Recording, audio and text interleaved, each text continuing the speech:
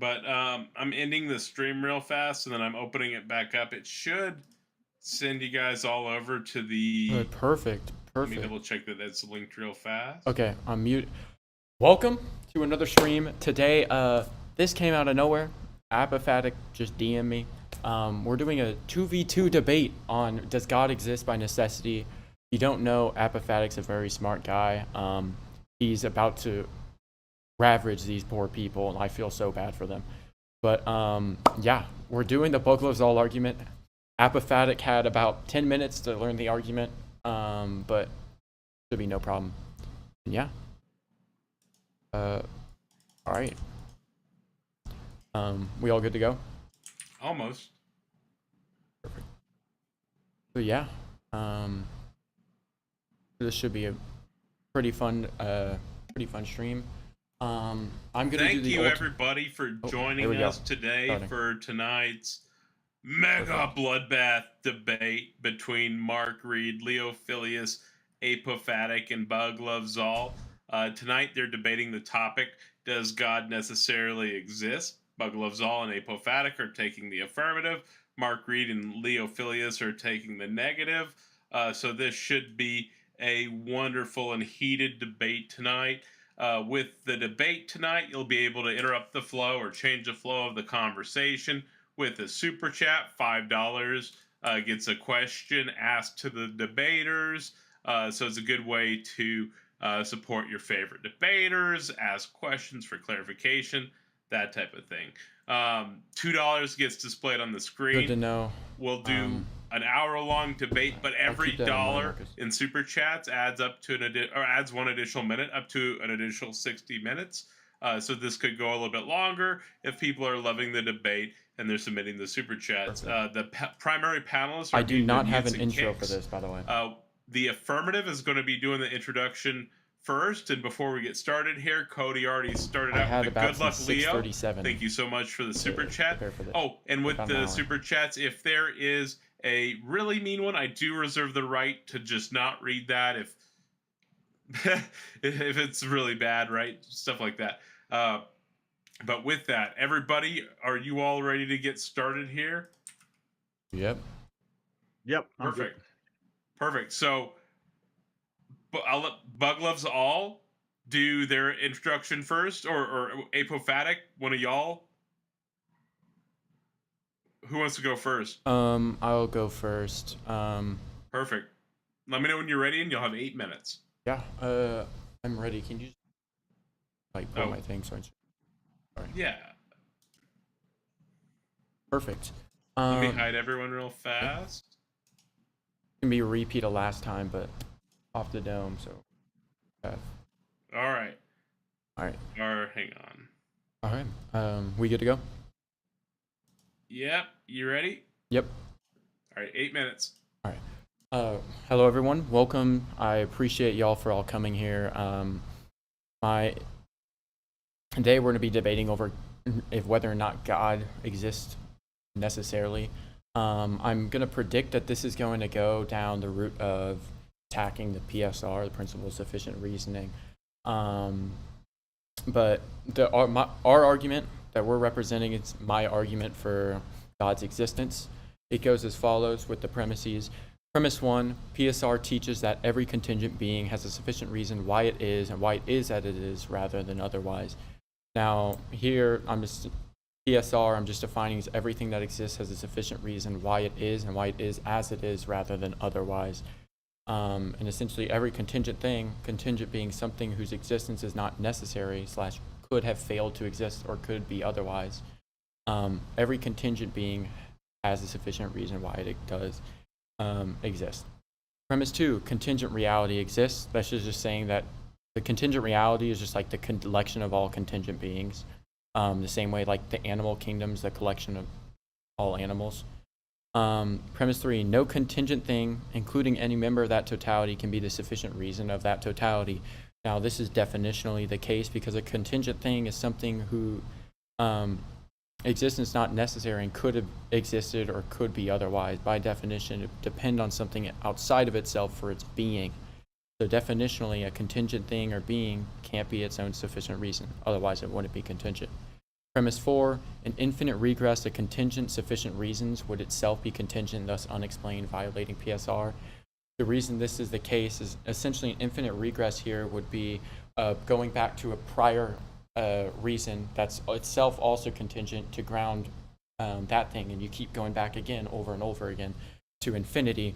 Ultimately, if we look at this whole scope, i.e. this contingent reality, the contingent reality itself is contingent. So this entire chain would be ultimately contingent and thus wouldn't be the sufficient reason. Conclusion 1 is therefore there must exist a necessary being outside the totality that is the sufficient reason for the contingent totality. This is pretty self-explanatory. If P then Q, P is the accumulation of these first four premises. This is the therefore Q. Premise 5, anything with potency is not necessary through itself and will require a sufficient reason. Conclusion 2, therefore the necessary being must be pure act. Premise 6, since the necessary being is the sufficient reason for all contingent reality, it is itself the ultimate cause and sustainer of all that exists.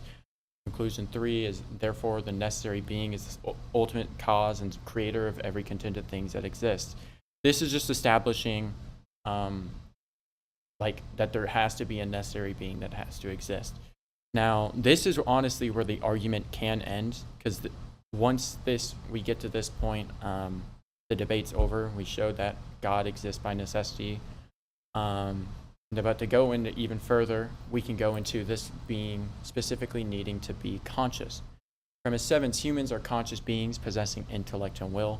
Consciousness is just to possess awareness, intellect, and will. Intellect is the power or ability to know universals, essences, and immaterial truths. For example, you can understand what an apple is, i.e. the nature of the fruit. Will is the ability, the power to choose between two things. Premise 8, according to the principle of proportionate causality, the effect must pre-exist in its cause either formally, virtually, or eminently. Now, the principle of proportionate causality, that's how it's defined right there. Formally means you possess in the exact manner or kind as it appears in the effect. So if the cause has A and the effect has A, that would be an example formally. Virtually, there's two understandings, either to have the power or capacity to produce it, either from using an external source, like a potter uses clay to form a pot, or by possessing it in potentia, i.e. a seed virtually contains a tree, and then eminently to possess in a higher, superior way. Eminently would be, for example, let's say the effect has one of something, the cause has two. Two is eminent in one in terms of scale. Like that would be an example of eminency. Premise 9, since consciousness exists in human beings and the first mover is the ultimate cause of all being, it must possess consciousness eminently, virtually, or formally. Conclusion 4 is therefore the first cause possesses consciousness formally, virtually, or eminently. Premise 10, but virtual possession implies potentiality. Conclusion 5, therefore the first mover cannot possess consciousness virtually, because the act of possessing conscious virtually would disqualify it as being a necessary being, i.e. because there's a pre-existing thing which in reference of PSR would need a grounding and ultimately need a necessary being that caused it, or in the sense of potentia. This first option wouldn't be compatible. The second option wouldn't be compatible, so the first cause couldn't virtually create. Premise 11, only being that is itself conscious can possess consciousness in this way. Conclusion 6, therefore the first mover must be conscious. This fully actualized conscious first mover is what we call God. The reason it would have to be formally is because in terms of eminence, there isn't a higher or superior way in like intellect, in terms of possessing intellect or will or consciousness. You either possess it or not. For example, will, the ability to power to choose between two things. There isn't a version of will that's like greater than someone else's, like an eminent form of will, because this is all it is. It's like binary. It's either you do or don't have it. Intellect is just the ability to know universals, essences, and immaterial truths. There isn't an eminent form of this. We would have intellect the same way, like in the same sense that the first cause would have it, i.e. just in this strict definitional sense. So that's why it would be in the formal sense.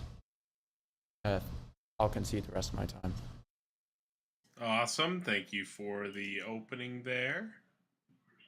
Let me remove that. Oh, you removed it. Cool. All right. And then we've got Apophatic. Let me get you pulled up here. Okay, perfect.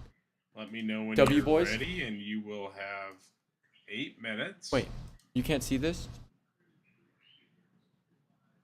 Hold up. Oh wait, never mind. I'm ready, so. Apophatic? Oh, I was looking right back here. All right. We'll listen to this. Apophatic, go. We can't hear you, Apophatic, if you're trying to speak. Hello? Yes, you ready for your 8 minutes? No, I concede my time, man. Okay. And then we've got... Oh, I hope I didn't just kick him. Oops.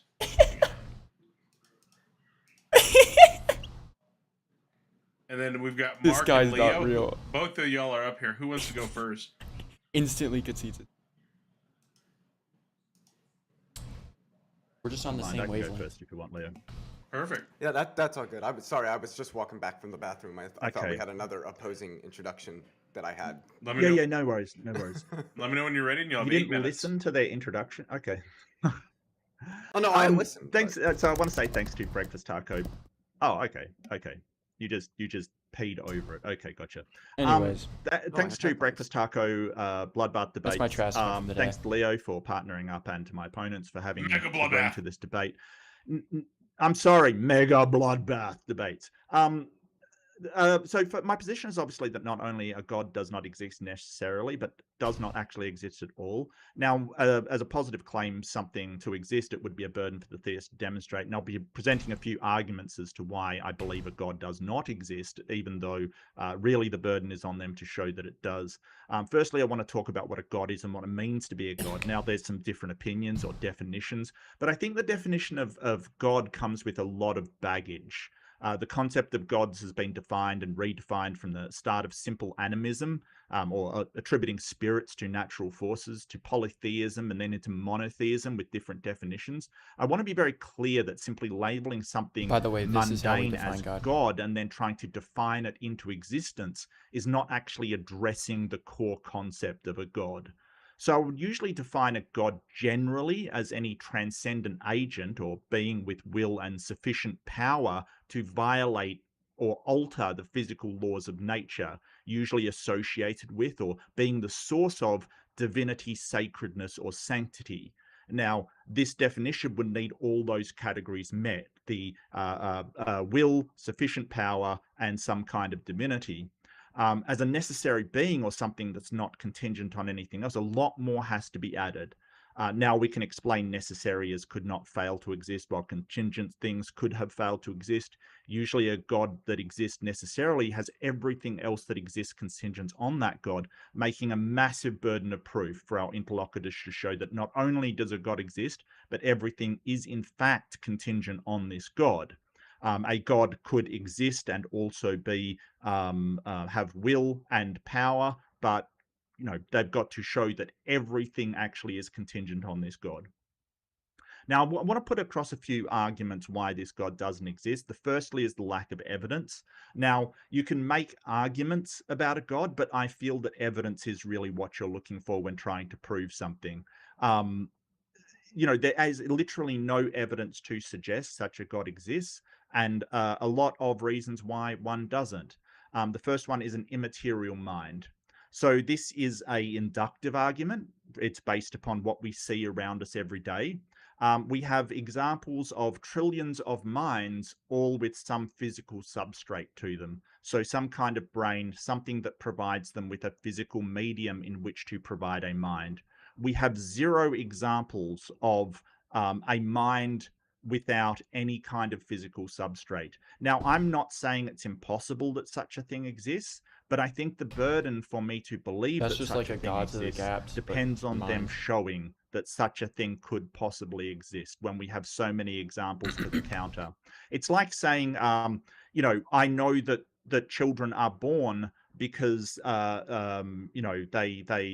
it comes from a biological process, and you say, well, could they be brought by storks? Well, I've got So many examples of it being born of a biological process and none of them being brought by storks. Now, I can't say 100% that a child has never been brought by a stork, but with so many examples counter, you can make an inferential claim that, hey, until you get shown a baby coming about by being brought by a stork, it's reasonable to conclude that such a thing doesn't exist.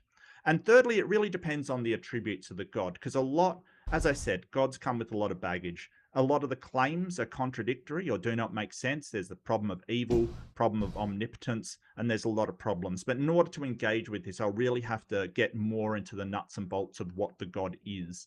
Yeah, I guess I can cede the rest of my time. That's my intro. Thank you. All right, thank you for the great introduction, and I'm My little pulling golf Leo clap. up now. Y'all are Leo, gonna let me enjoy know the when new you're ready, and you'll PSR. have 8 minutes. Go. Go. So, I'm not going to get too much into the nitty gritties in my opening statement, just because most of this we'll probably get into in the open discussion. So I want to refrain from saying multiple things multiple times. To start, so the only kinds of necessity, because the concept of necessity is going to be relevant to this discussion clearly, that I think are relevant to this discussion are things like logical necessity or gnomic necessity. I don't think something like epistemic necessity or say deontic necessity are going to be relevant. And I take logical necessity to just mean that something is logically necessary if it obtains in all possible worlds. And I take gnomic necessity to be something necessitated by the quote unquote law-like structure of physical reality. I don't know what it means for something to exist in a logically necessary way, because I take logical necessity to apply it to like propositions, things like that, where the necessity is given via some sort of like deductive rule of inference or something like that. And then again, gnomic necessity would just be something is necessary, but only insofar as it is in accord with the gnomic structure of reality. So one might say that something that's gnomically necessary is that like charge is conserved in under particle decay or something like that. I at least have never heard an argument that convinces me that God is either gnomically necessary because God is not a physical object, or that God is logically necessary, because I don't think that most theists take God to just be like some sort of proposition or the result of some sort of deductive rule of inference. So to say that something exists necessarily, I think, is already somewhat confused. To go a little further, so necessity, really what it means depends on what is referred to as the modality that one is speaking. As I've just explained, there's what it means to be logically necessity versus what it means to be gnomically necessity, and those don't mean the same thing. They mean, but their meaning is given by the sort of the scope of that modality, the logical modality versus the gnomic modality. As far as contingency is concerned, one thing that a lot of people do that I'd like to clear up right now is that contingency, as it's understood in metaphysics, is not some sort of dependency relation. So in metaphysics, contingency, I understand this might be how somebody uses the word in their everyday language, but in metaphysics, contingency is not a synonym for dependence. Contingency simply refers to something that is not impossible, but is not necessary. And with respect to that, I think that, as has already been mentioned, to try to argue that something that is contingent requires some sort of necessary explanation is going to assume some sort of principle of sufficient reason, whereby things which are contingent require some sort of explanation that is truly sufficient to explain the contingent nature of the entity in question. I have never heard an argument that motivates me to think that. I don't think that something's being contingent in any way, shape, or form entails or even implies that it needs an explanation. I would be curious to hear any sorts of arguments our opponents might have for why I should accept any version of the PSR, because there are many of them. But thus far, it's not something that I think is meaningful. I don't accept the PSR, and it is for these reasons that I think that nothing exists necessarily, let alone a God, which, as as my partner has expressed, is something I don't take to exist at all. And I guess I can leave it there. Thank you so much for all the amazing introductions. I'm pulling everybody back up here right now. I have links to 3 of the 4 in the description. Apophatic, if you send me a link to your YouTube, I can put it in the description as well. Mark and Leo on the left are taking the negative, as you've seen by the amazing introductions. Bug and Apophatic on the right are taking the affirmative here. The question is, does God necessarily exist? We have, let me double check the likes right now. We currently have 15 likes. We're shooting for 50. I'm removing a piece of clothing for each like, so I'll be taking off 15 pieces of clothing here shortly. I've got 50 on right now, so let's get all 50 pieces of clothing removed, and then once again, you can modify the conversation with the super chat. Is everybody here ready to get involved in tonight's mega bloodbath? Sure. Yes, sir.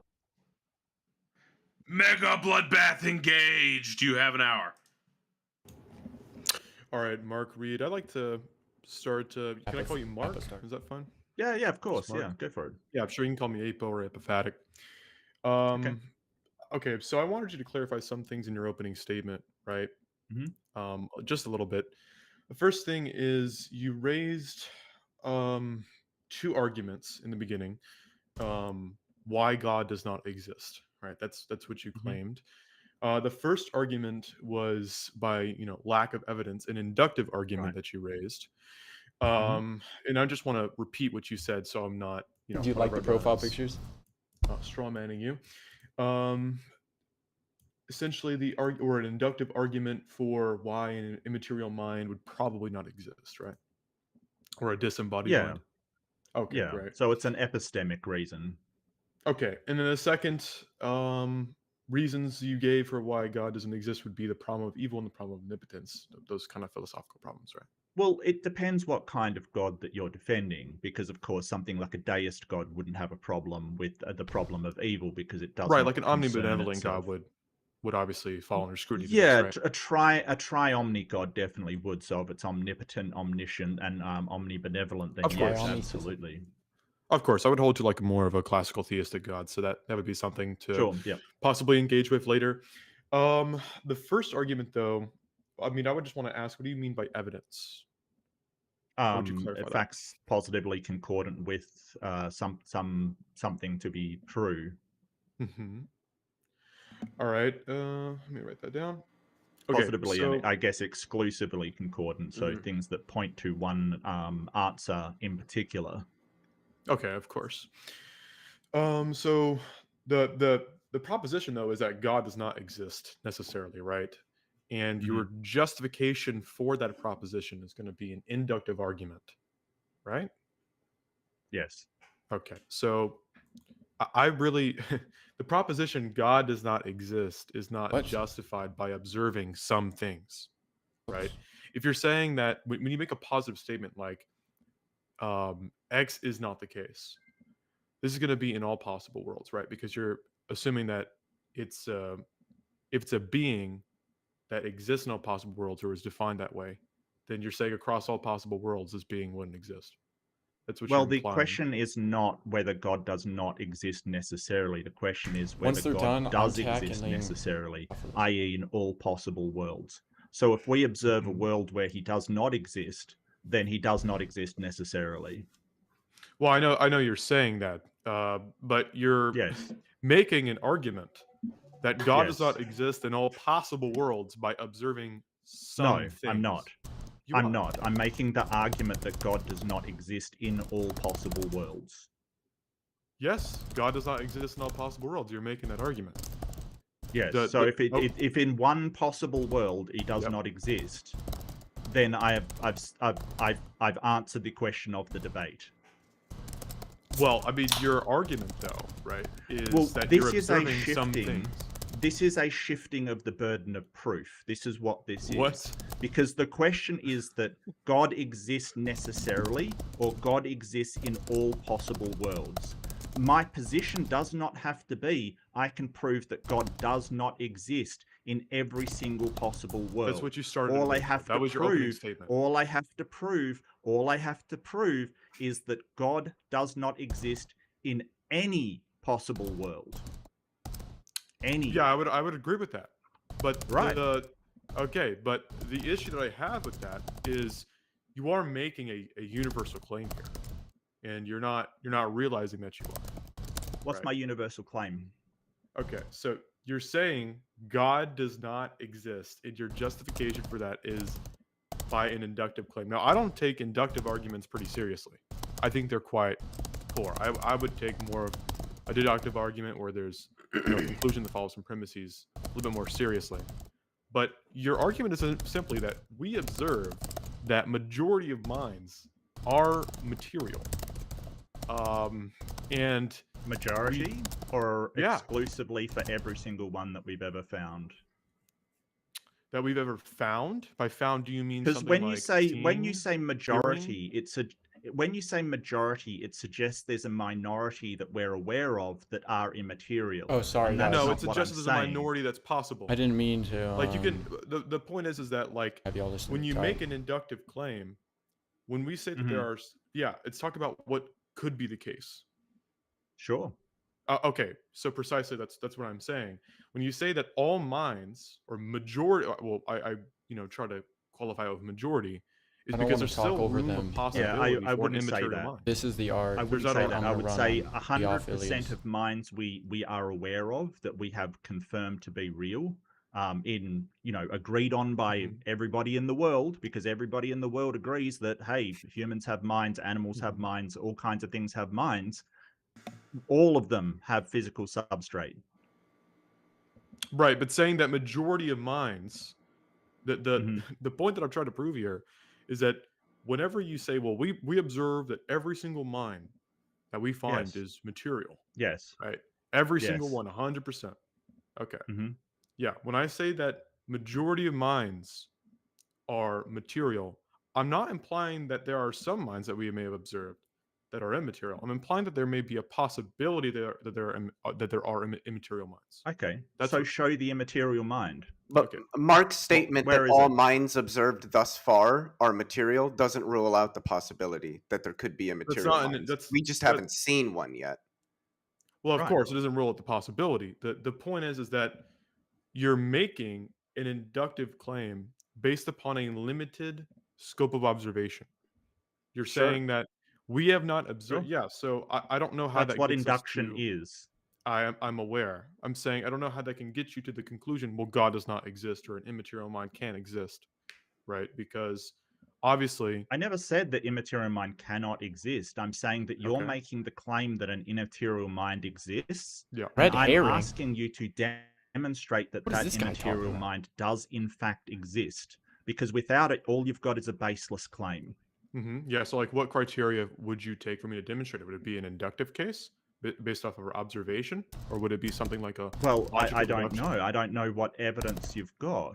I mean, a logical deduction, you can try, but you've got to basically deduct every single possibility until you get to an immaterial mind being existing. How are you going to do that?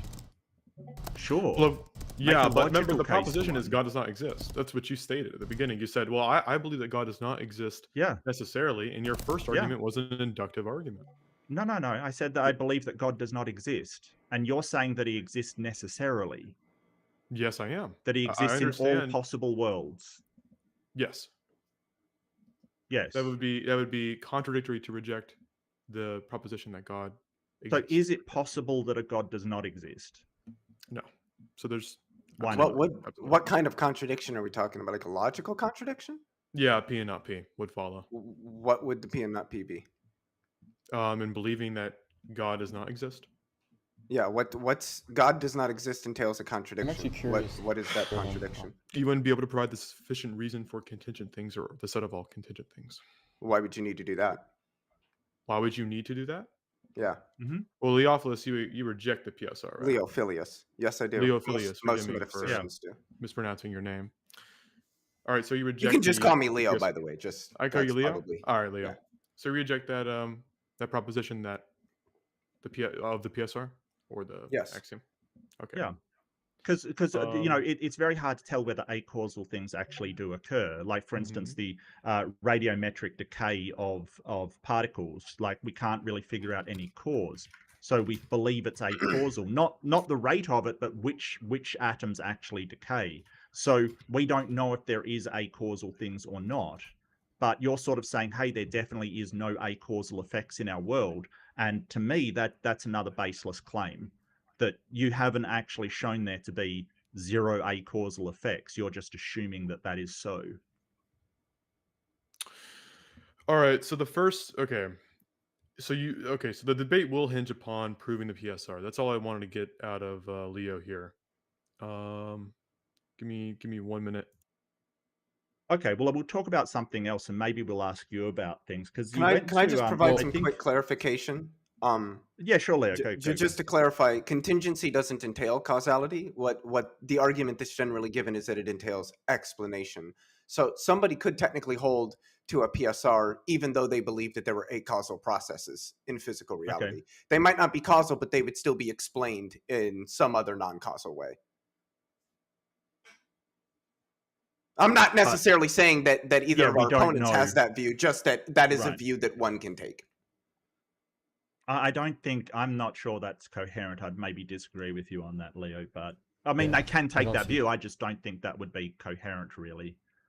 Yeah, I don't see that working either. I think we can all agree that ultimately this is going to hinge on, like, if the PSR is proven, then we can prove God's existence. Is that correct? Well, I think if I accepted a PSR, I would just accept that there's some sort of explanation for the set of contingent facts. Well, I don't even know if I would accept that particularly. A lot of this for me has to do with like Van Wagen's modal collapse. If one accepts the PSR, so I mean, I think that really does it for the PSR, to be completely honest. Yeah. Okay. Well, you obviously had a disagreement on PSR. I wanted to talk to you about that. I know in your intro you mentioned there's many definitions of PSR. The definition I'm going with is that everything that exists has a sufficient reason why it is and why it is as it is, rather than otherwise. And obviously you disagree with that definition. I would argue that it's what we call a self-evident truth, i.e., like, if you were to deny PSR, you'd be stating that brute facts exists. Is that fair to say? Yeah, I do think there are brute. And then a brute fact is something that has no explanation, no reason, no grounding, no norm, no intelligible structure. Is that fair to say? I would say it has no explanation. I don't know if I would agree with all the other stuff. Like, so something could be a brute fact and have a reason for its existence? If by reason we mean some sort of explanation, no. Okay, and then what about grounding? I think it just depends on the concept of grounding. I think I'd lean towards that if something is brutally contingent, that it would be properly ungrounded. But again, that just depends on. I can just say, I think if something's contingent, it's not grounded. That's fair enough. So I would say to say that the PSR is false, or that, i.e., like, brute facts exists, or even that, like, a thing specifically is a brute fact, like let's say X is a brute fact, is to use a normative and a reason, i.e., there's an aim at truth, like it's true that you believe this, and then the reason, you believe this because you believe it's true. Like, there's reason within the statement, just to even say that a brute fact exists, or that even one thing exists as a brute fact. In order to say that, it would be presupposing the truth of PSR. You'd be presupposing the very principle that you're denying, which would make it a self-evident truth, i.e., it's denial. I don't see how that follows. Well, yeah, having reasons for believing that some entity is brutally contingent isn't a statement about the brute contingency of that entity. It's a statement about my belief in its brute contingency. Okay. To give an example, I believe that quantum fields are brutally contingent, but I think I've got reasons to believe that. That largely have to just do with, I think, the PSR. It's not true. But that doesn't say anything about the fact that, or the idea that, to be fair, that quantum fields are brutally contingent entities. Yeah. Well, I had some questions. Like you're asking us a lot, so I wanted to go on to this statement you made about necessary beings, and you said that the necessary being is outside of the totality. And I want to find out what you mean, Bug, because sort of outside the totality, it's kind of like, well, the totality is everything. So if something's outside, that then becomes part of the totality. And I'm wondering, just a second point is, why has it got to be outside the totality? Why can't the necessary being be the totality itself? Well, the totality I'm talking about is like contingent reality, i.e., like the totality of all contingent things. The reason a necessary being couldn't be the totality of all contingent things is because it's necessary. So it would be a contradictory there. Contingent and necessary, or to affirm that some, like, X is contingent and necessary would be affirming a formal contradiction. Okay. So if you're saying the totalitarian is like the universe, for instance, that's all contingent things, right? Say that again. Sorry. Like the universe is the totality, for instance. I'm really trying to understand in real world terms. If you wanted to say that the universe is the totality of all contingent reality, sure. Well, I'm wondering why the universe can't be the necessary state of affairs, like why that can't be the necessary being. Yeah, once again, like as I said before, ultimately this debate's going to hinge on PSR and the truth of the statement itself. You could show that the universe can't be a necessary being, but it's going to be in reference to PSR, either through the principle of proportionate causality or through the PSR directly.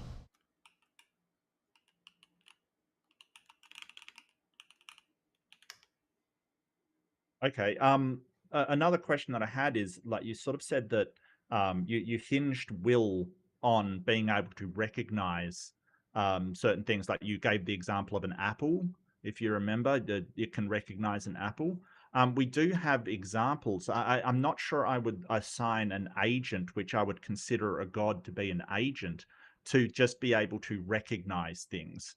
Because in nature and science, we have things that can recognize something, but I wouldn't assign them agency. For instance, a seed could recognize a change in temperature, but it doesn't have agency. It just follows a natural process. A computer could recognize an apple, but it doesn't have agency. So can you explain, well, the ability to make independent decisions, the ability to have will to change its decisions, basically, make decisions? Okay. Can I? Well, I think I was interrupted, but that's okay. It's splitting hairs. Can you explain why recognition of external phenomenon necessarily means that something has will or agency, the ability to change your mind? Yeah. I mind. Will. Basically. Yeah. So will would be like, for example, you wouldn't say that a computer necessarily has will, because it's not based on it choosing between two things on its own power. Obviously, grounded in its coding, right? Types of thing. But you would say that they, like, a computer wouldn't have. Correct. What was the other? So can we agree that just being able to recognize something or identify it does not necessarily mean something has will? Well, how did I define will? How did you define? Well, maybe redefine it for me then. Maybe I'm misunderstanding something. The ability / power to choose. Yes. Yeah. It's and that would be in reference under your. Yeah. So, for instance, a seed can recognize certain amount of conditions have been established in order to take root and grow, for instance. Like it would be able to recognize certain information in order to process that information, and a process would start, but it does not have will. It doesn't have any ability to change it. So if you fool a seed by creating the conditions and then change them, it will just die, but it will try to do that anyway. I don't think a seed would have will. Yeah. So like with like the seed example, like an aspect of will,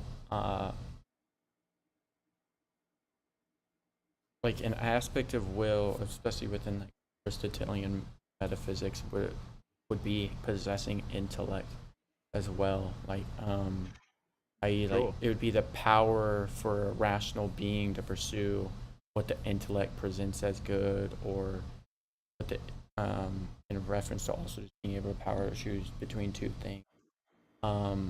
So an aspect of will would also require intellect, or in some sense a self-awareness, and like intentionality.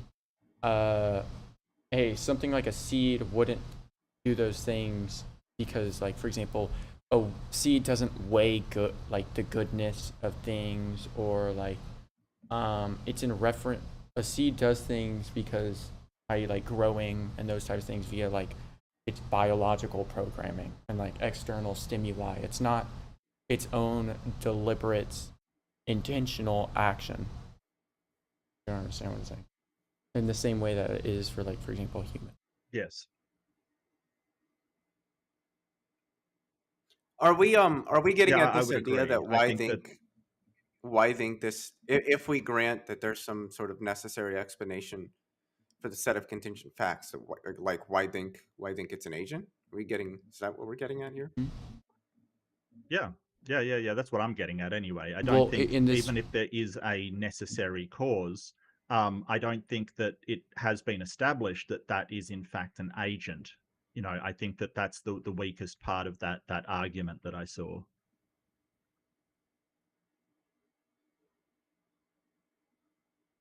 Yeah.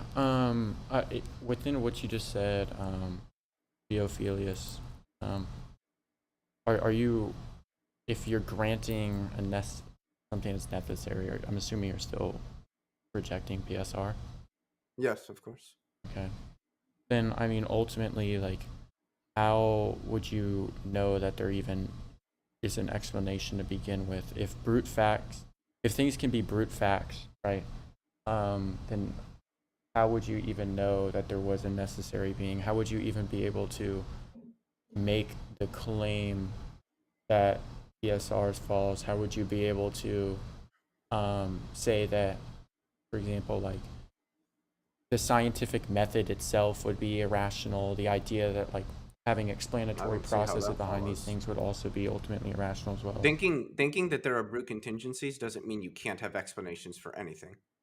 No, but if things can be, if you're granting that brute facts can exist, then you're also granting it's a brute fact that God just exists, without reasoning. The debate. Well, I don't think God exists, so I would. Yeah, well, no, like, just within the debate, if you're just saying that, denying PSR and saying that brute facts don't exist, I can just affirm, or that brute facts exist, and I can just affirm that God exists as a brute fact, and then the debate's over.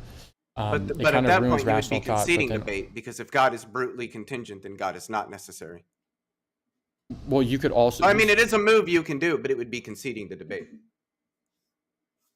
You could. That is true. As I said, you could also, like, for example, if you're affirming that brute facts exist, even to say that there needs to be a being, or that there is a necessary being, it's pointless, because it should be brutally the case that it is or isn't, as well as like the idea of using rational thought or having like truth claims or normatives or those types of things also would be incoherent, because you have no understanding, like no differentiator whether this thing actually is brute or has reason, because it grants that it's possible. Like either case is a possibility. Like we grant brute facts. Let's say X, Y, and Z things come about, exist, right? You are basically granting that there's a potential for X, Y, and Z all to be brute. So even just to say that, like, let's say X has like reasoning, like ultimately there's no way to know that that even itself, that reason can be fact, X can still be brute fact. It leads into like, Well, I mean, a it's complete possible that incoherency. everything could just be brutally contingent, but I just that being possible, I don't think is meaningful. Just like I could grant it's possible that everything could be necessary, but I don't think that's meaningful. The fact that it's possible doesn't tell me about whether things are that way.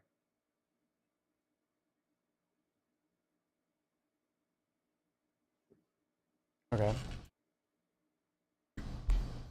Yeah, I mean, if you're just even within that, like, it would just affirm in that, like, rationality. I don't see how. Well, it because there's a possibility that everything could just be. Yeah, there's a Like, possibility that everything could just be really no necessary. way. And then I don't actually make any decisions, and I'm not really an agent because everything is just necessary. But I don't care. I don't think that's the way there the isn't world a is. case that everything could be necessary. Like, you could show that humans wouldn't be necessary because like they have attributes such as like changing, they have potentials, etc., which necessary. I could also show that humans aren't brutally contingent. You couldn't really show that. Yeah, I could. Like, you could go back in the sense that, like, I could cite I'm evolutionary theory that gives us some sort of like causal and material development of human yes, but beings. then ultimately that thing itself is I could brute. appeal to my parents as an explanation for why I exist. There's a variety of things. Yeah, in the sense you could go back and say your parents go for it, but ultimately, like, even if you go all the way back to, are you trying to ask me how I differentiate between something that's explained and something that's brutally contingent on my view? No, what I'm saying is, even if you go back with evolution, like, that entire process itself could have just been brute fact. Like, there's not an actual it could have, but it's not. It's explained in terms of physics and chemistry and thermodynamics. In accordance to our knowledge, but is that absolute? I wouldn't say absolutely the case, but I would say that is the case. So there's potential for it to just be brute. If by potential you mean it's possible, yeah, but whether something is possible doesn't tell me about whether or not it is that way. Like, ultimately, everything within your worldview has the possibility. Sure, but that's trivially true. Like, nothing turns on. He's just saying it's logically possible. There's no contradiction in that, right? That's what you're saying, Leo. There's no logical. Yeah, there's nothing wrong with thinking the world is that way. Right. I don't think it's that way. I think it's clear it's not that way. I feel like what he's trying to ask me, and maybe I'm wrong here, but it feels like what he's trying to ask me is, how do I differentiate between something that's explained and something that's brutally contingent, if I grant that there are things that are brutally contingent? And just to answer that question, I think it has to do largely with this notion of degrees of freedom. So in physics, degrees of freedom are, generally speaking, the parameters that are needed to sort of characterize the state of a system or a process. And once you get to a point where there aren't any underlying degrees of freedom that you can appeal to account for something, then I would argue that you've reached the bottom. That's the bottom. Those are properly fundamental entities, and they are brutally contingent in virtue of that fact. Which is why I think something like quantum fields are at least one class of things that are properly fundamental and brutally contingent, because you cannot reduce the mechanics or the dynamics of quantum fields to more underlying degrees of freedom. Yeah, you could, but ultimately, by affirming that, like, PSR is false, you could lead into, like, within a explosion, that everything is ultimate, inexplicable. Let's say with, like, for example, there's. Well, I mean, sure, everything would be inexplicable at its fundamental level, but again, I think that's just trivially true. I don't think that's anything really turns on that fact. You could even say, in some sense, that it's like a logical impossibility could be false. That what is logically impossible? Could be like for example, you could affirm that LNC could be false. Like, let's say, for example, like the argument that like X must not be true because if it were, it would be inexplicable, or like it. I wouldn't say LNC as in like the law of non-contradiction. I wouldn't say that's You true or affirm the false because I don't take the laws of logic to be. I take them to be axioms, so I don't take them to be propositions, and thus I don't take them to be truth apt.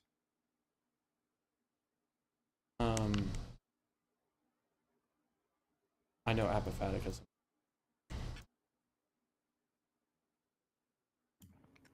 On what? Whether logic or He logic said- is axioms? Axiom, not proposition. All right. So how would you cash it out? Logic is an axiom. How would you cash it out? Well, no, logic is based on axioms. Logic is based on axioms. So like the LNC, would that be an axiom? I would think so. Yeah, I think that's an axiom of classical logic. Okay. And how would you cash out what that means? You say it's Bro's about to have a That tough just time. means that's some sort of statement that humans work with. okay. So it's an And how would axiom. you define a proposition? A proposition is some sort of truth apt statement, a statement that can be true or false.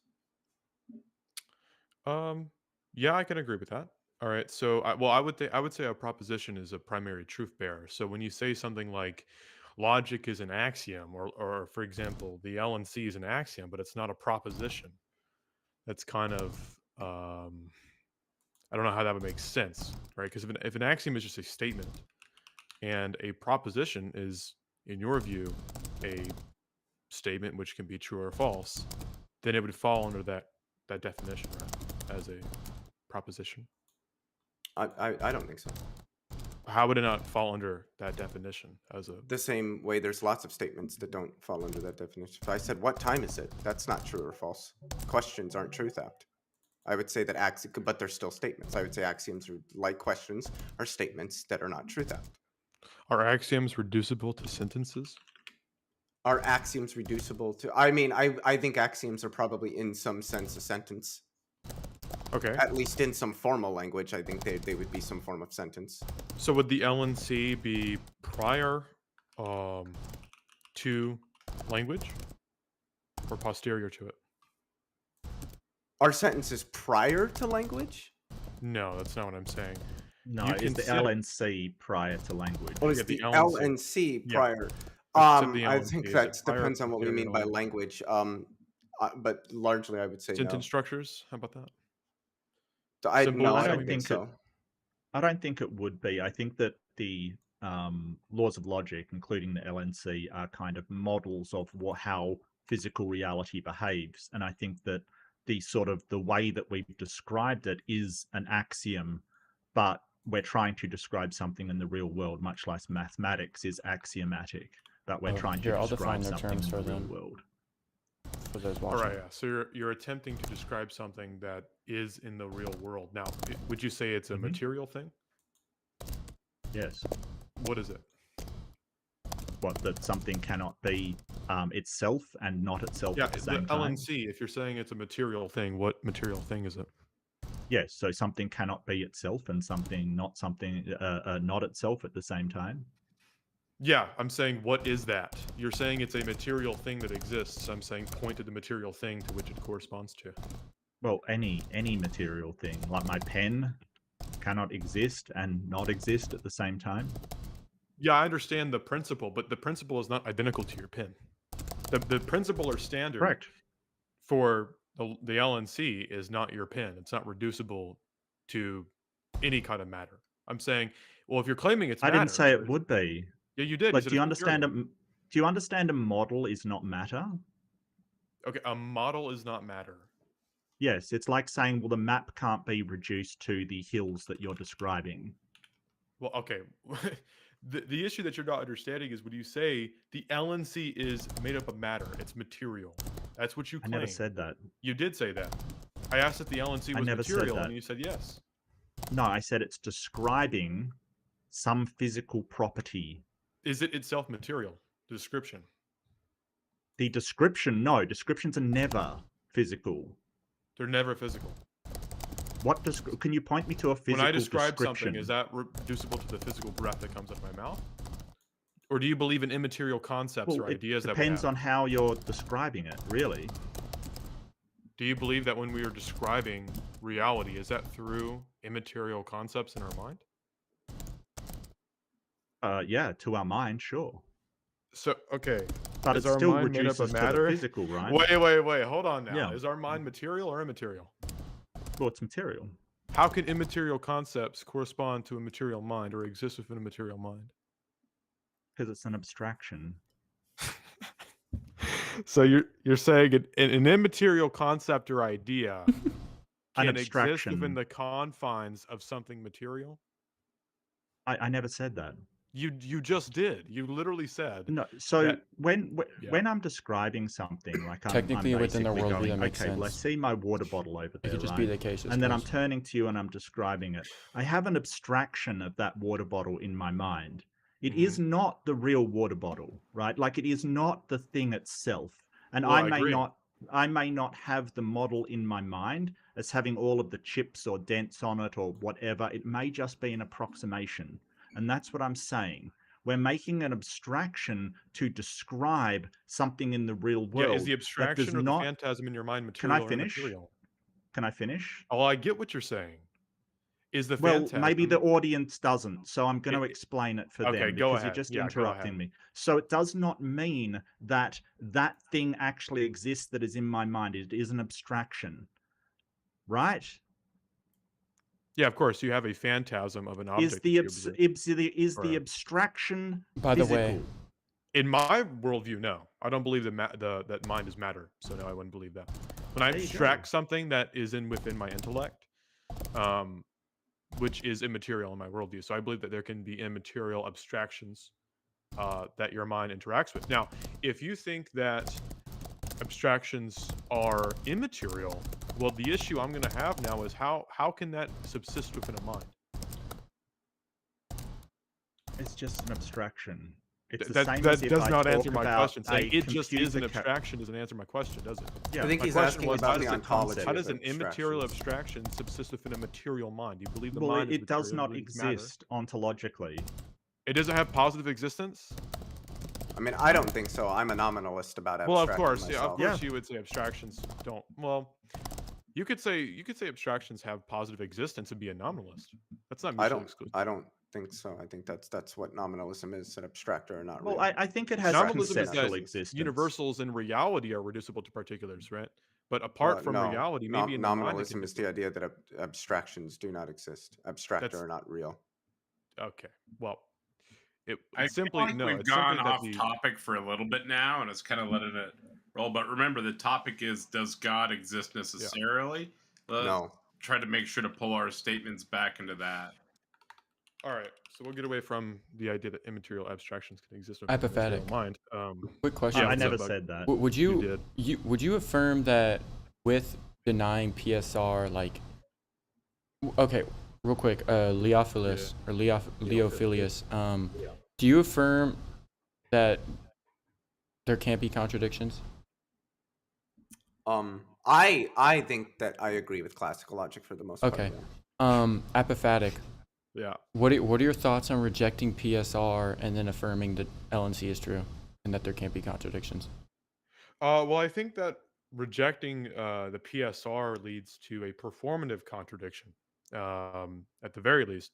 So I would to argue positively for the principle of sufficient reason, I would argue sort of Aristotle's argument from retorsion, that when you deny PSR, when you say that PSR is not the case, you are essentially saying that there is no sufficient reason for anything that exists. That proposition of itself, performatively, you would have to assume there is some kind of sufficient reason behind that claim itself. So the claim itself, there is no sufficient reason for anything that exists, would itself require a sufficient reason. Now, if you say it doesn't, then you're assuming that basically everything is just inexplicable and nothing needs to be explained. The issue is that would fall under the same scrutiny for the proposition that God exists. I would not have to provide a sufficient reason for God. It simply would just be inexplicable, meaning debate itself would be impossible. That would be my issue with rejecting the PSR.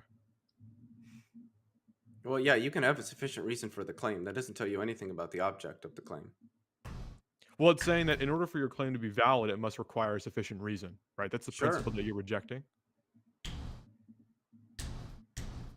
That's the principle you're rejecting, right?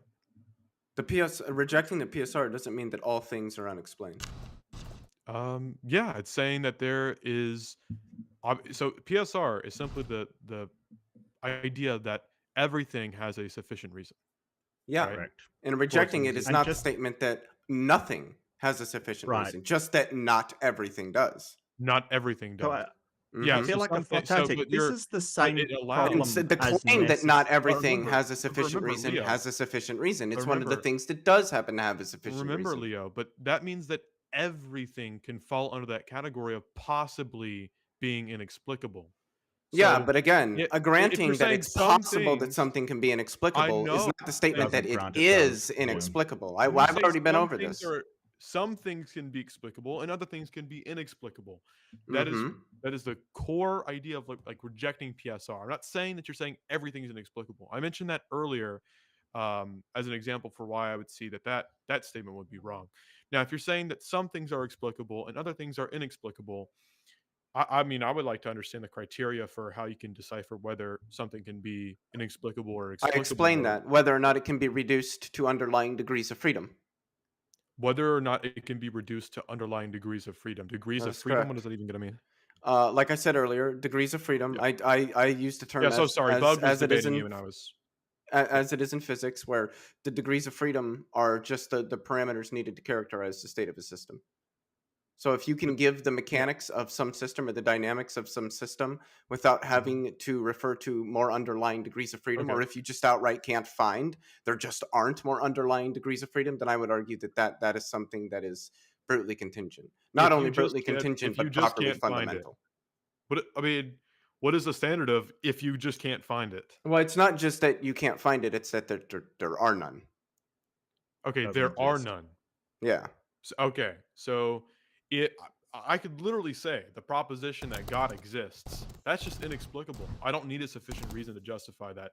Just as the proposition God does not exist does not require a sufficient reason. Essentially, all of our propositions... I think you need that we reasons to state think that God doesn't exist. that God doesn't exist. Mm-hmm. Well, okay. Well, my point that I'm saying here is if you're denying the principle of sufficient reason, that all things require a sufficient reason or explanation for its own existence, that would mean that every proposition would fall under that scrutiny to where my affirmative and your negative would both be completely inexplicable. Saying that it can be would not work in a debate.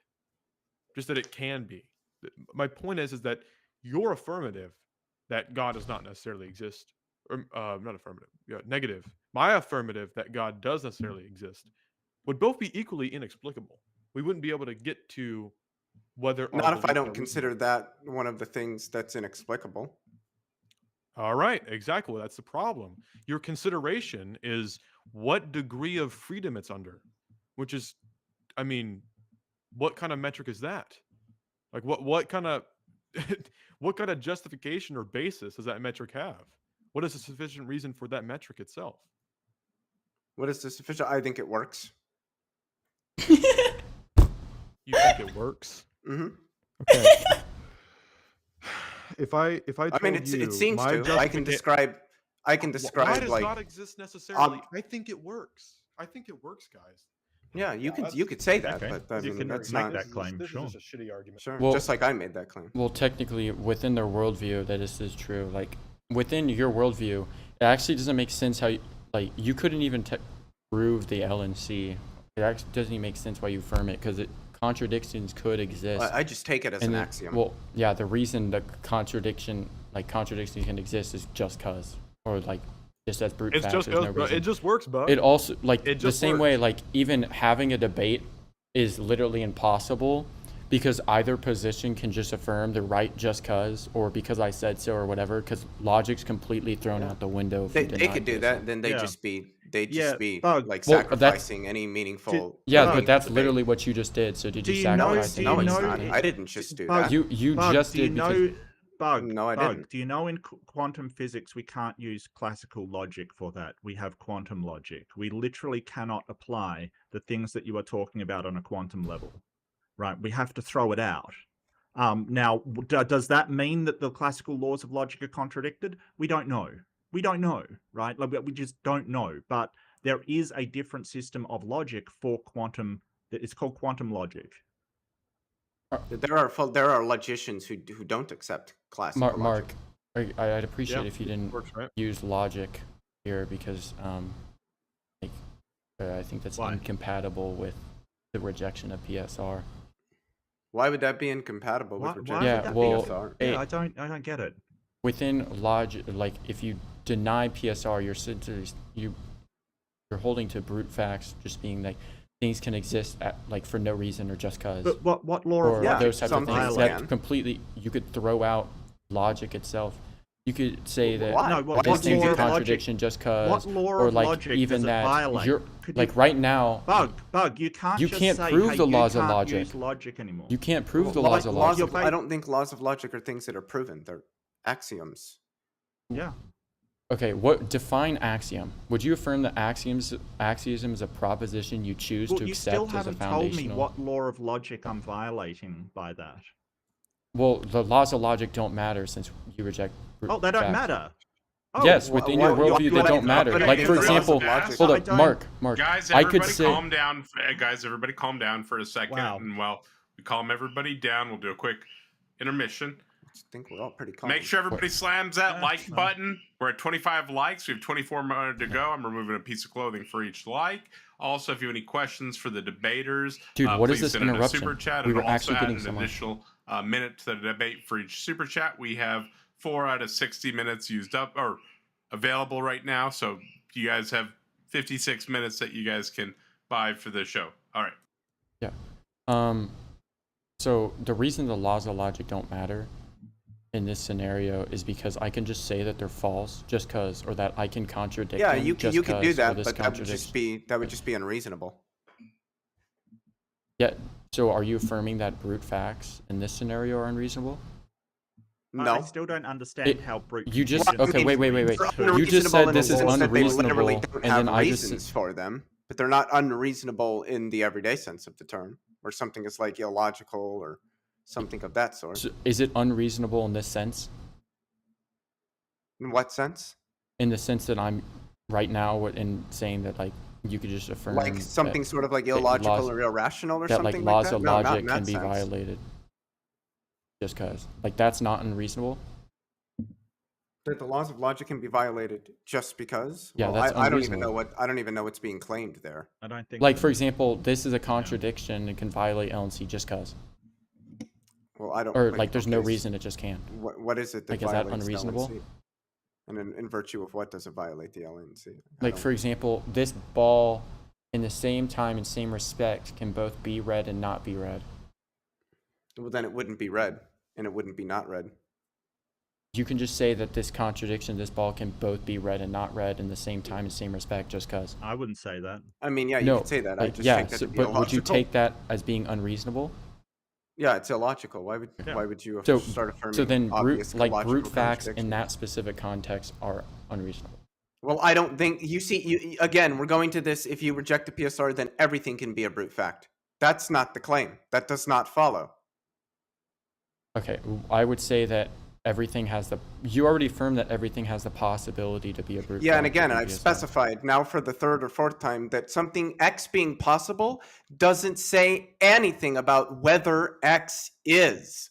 Yes, but even if you all you're saying is that there's no contradictions in conceiving of X. You can't show one position. There's nothing logically contradictory about conceiving that everything is brutally contingent, but that says literally nothing about whether everything is brutally contingent, but you can't which I don't think is the case.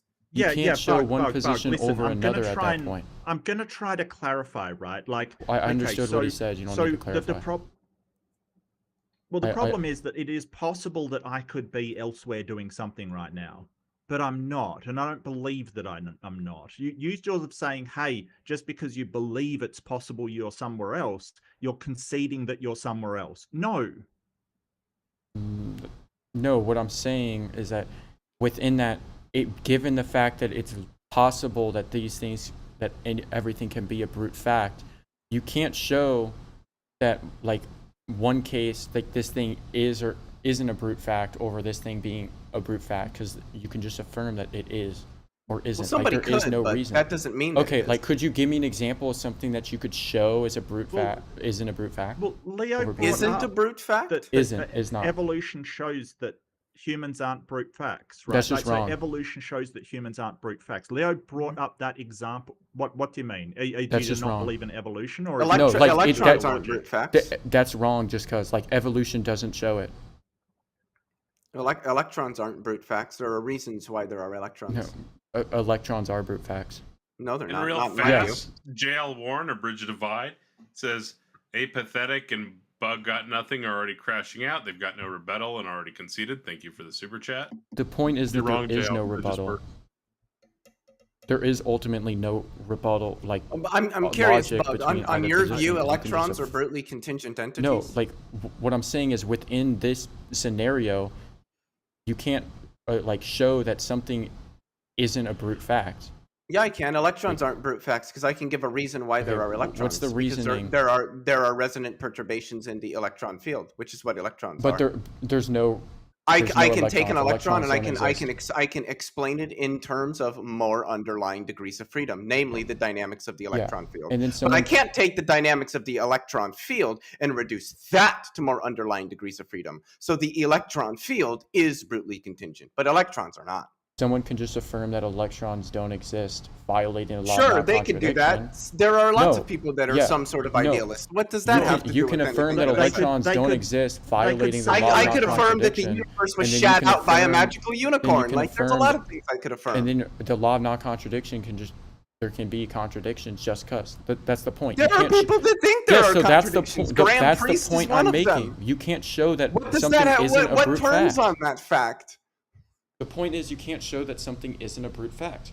I just did. Yeah, Both me but and Mark that did. that You did it. presupposes. I can explain With your planets in argument- terms of gas, dust, and gravity. with your electron thing. I can explain gravity in terms of curvature and the geometry of spacetime. If I can explain these things, if there's reasons sufficient for the obtention of these entities, then they're not brutally contingent.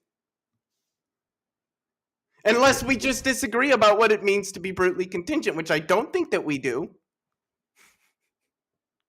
You could just affirm that it's not. Those reasons are wrong. Sure.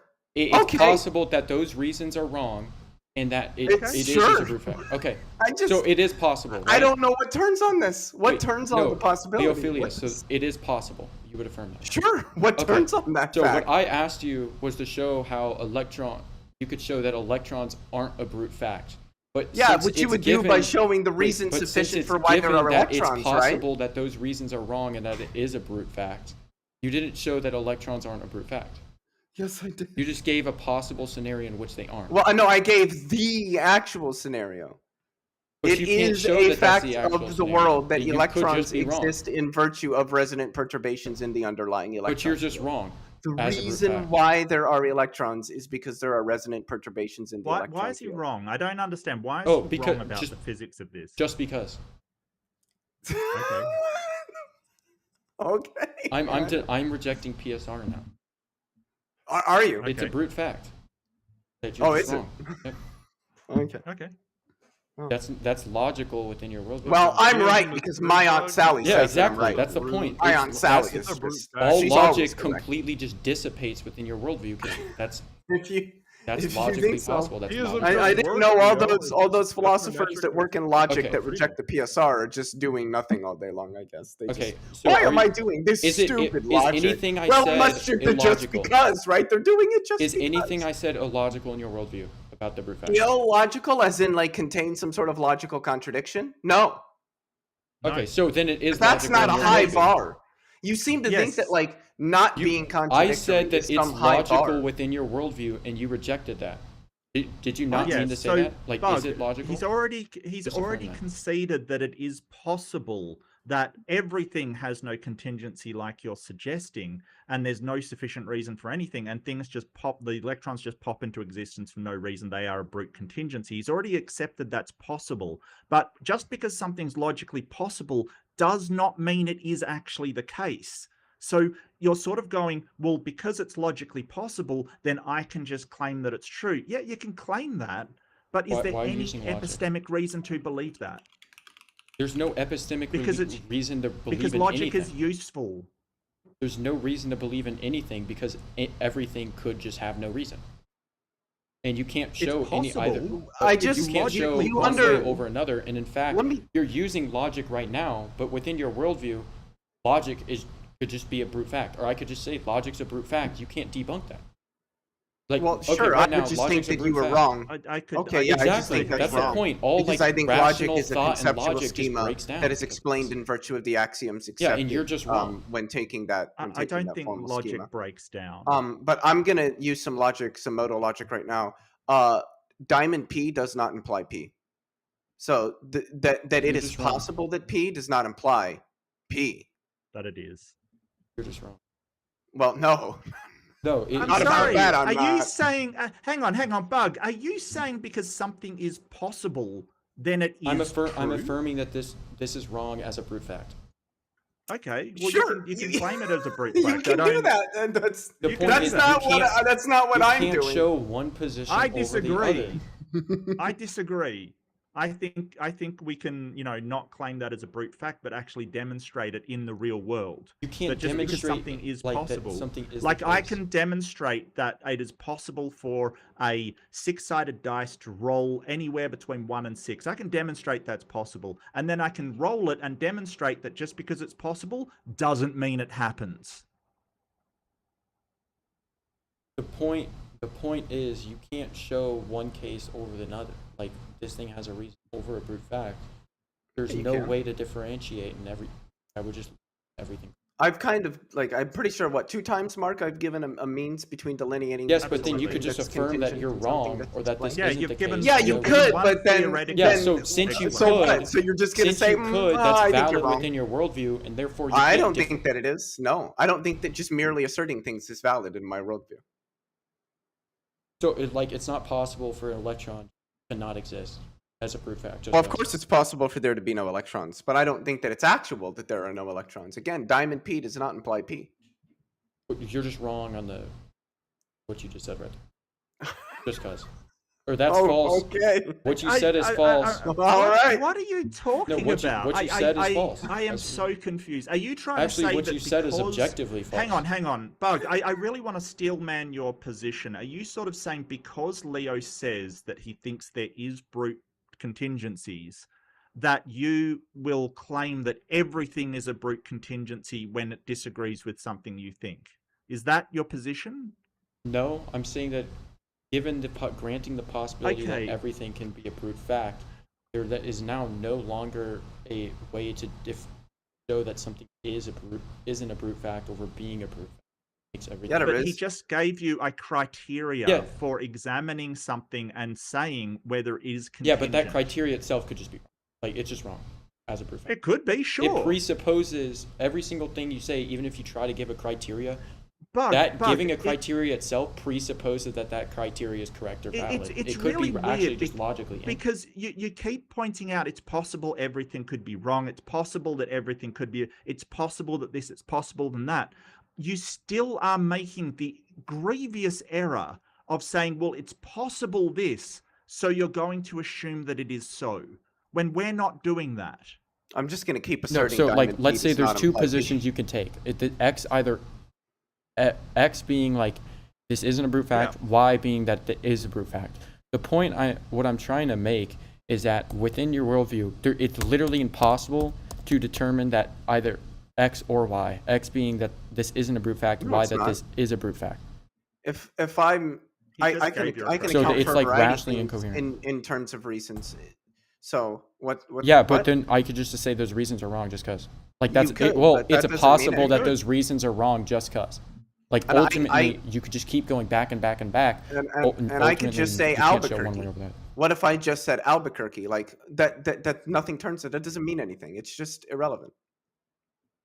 Yeah, you could within your. So what? It's logically possible that all those it's valid within your worldview that all those reasons you give are just wrong just cause as a brute fact. When you say valid, do you mean possible?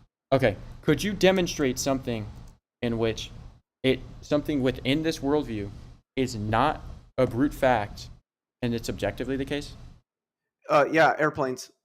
There are reasons why there are airplanes. There are explanations for the existence of airplanes in the intentions and what's the word I'm looking for? Activities of humans in terms of like manufacturing airplanes, because we want to travel quickly to various places. So there are reasons sufficient for explaining the existence of Objectively. airplanes. And is it So possible clearly that airplanes are not Yeah. something that's brutally contingent. Is it possible that you could be wrong just as a brute fact?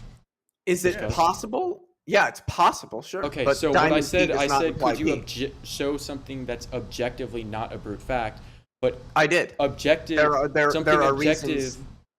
is something Okay, that cannot, Bug, like, Bug. the So, alternative, the opposition, it can't. Objectively is it can't be stance dependent, right? It's stance Independent, independent, yeah. right? I think he means something that you have absolute knowledge is not a brute contingency. And so I'm not sure that I would lean into absolute knowledge of anything. I don't know what that means, yeah. Yeah, it sounds like you're trying to say something Mark, that you have. Can you define objective? What stance independent? I already did. I already said that. Okay, perfect. And within that, it's possible within his worldview that yes, he's correct that airplanes do exist and aren't a brute fact, but it's also Right. possible, like stance independent, that airplanes do not exist as a Sure. brute fact, or they. It is Logically possible that possible, sure. airplanes don't exist. It's possible. Yes. Yep. So therefore, possible. independent Okay, of our own so- beliefs. Okay, So and let real me break fast, this down. that was the initial hour. You've got 9 minutes starting here in just a second from the super chats. If anybody has any super chat questions for our debaters, or you would like to add some time to the debate, there's still 51 minutes available. So feel free to submit super chat questions or comments or whatever. You guys have 9 more minutes starting now, and any super chats that get added in, I'll just add them to that timer. Yeah, so when we're saying possible, we're talking about not logically contradictory, right? So we're really talking about, it may be, and I hate to bring this into the conversation, but it may be that we're in the Matrix and the airplanes don't really exist, or that it's a massive worldwide conspiracy that airplanes don't exist and everybody's lying about it. Like, these things are not logically contradictory. They are possible. But does that mean it is so? No, that's not what we're saying. Yeah, you can't. It's not even plausible. Something's being possible doesn't make it Right. plausible or probable. Yeah, exactly. But you can't objectively show that this is the case. Yes, we I can can. objectively show it. Because there's still the Wait, you're saying possibility that I that can't it is not the objectively show case that just airplanes as a brute fact. exist? Because there's the Yeah, you're you think- granting the possibility that airplanes still don't exist as a fact. So you think I can't objectively show that airplanes exist simply because I think it's possible that they don't? Yes, when I'm alright. referring to objective, Okay. obviously it's I can it's do that stance right now. independent, Actually, but Give me a second. also like it's true whether or not anyone thinks it's true. I Right? think So, like, Leo's gonna like get on a flight and go somewhere like just to prove it. that doesn't Here's exist. an airplane. No, Here's an it's not. airplane that That's- exists independent of my mind. It's an airplane. Yeah. You can't say this isn't an airplane. That It doesn't being exist. handheld doesn't make it not an airplane. It's an airplane. Right. Wait, It why exists can't I say that's not an objectively. airplane?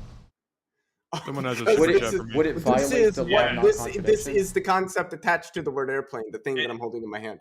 And Karen Dave asks Apophatic. He says, "You've been quiet. What do you think of this line of questioning?" And thank you so much for the super chat. This line of questioning from Bug or from the people on the negative side? I think from Bug. Mhm. I think that Bug is raising a good question, but I don't think that he's, arguing in the best way possible. Essentially, like, if it is possible that something is inexplicable, forgive me. If I were to give my 2 cents on this, I would have issues with trying to figure out how you decipher whether something is inexplicable or explicable or not. That's what I think that you would find issues with is, well, what is going to be your metric for how you say this is inexplicable and this is explicable, and this is fine to be inexplicable and this is fine to be explicable. that's going to be something really hard to justify said metric, which is why earlier Leo here said it just works, which, yeah, you've lost a debate at that point. Well, I said it seems to work. It seems to work. Yeah, you lost a debate at that point, dude. Saying that something seems to work does not at all justify the metric that you're using. Well, I mean, that depends on whether you think seeming's justified. It's begging the question. The thing in question is about how do you decipher that which is explicable from that which is inexplicable in that paradigm. I seem to be in a debate right now. That's begging the question. If I said that I seem to be in a debate right now. See, this is just not equivalent to what I'm arguing here at all. You're not even tracking.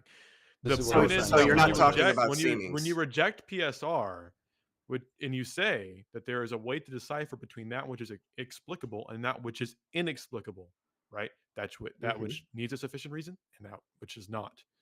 And your metric for that, right, is based upon you thinking that it seems to work. That's your justification for that, really. That's just like I seem to be having a debate right now. That's not a justification.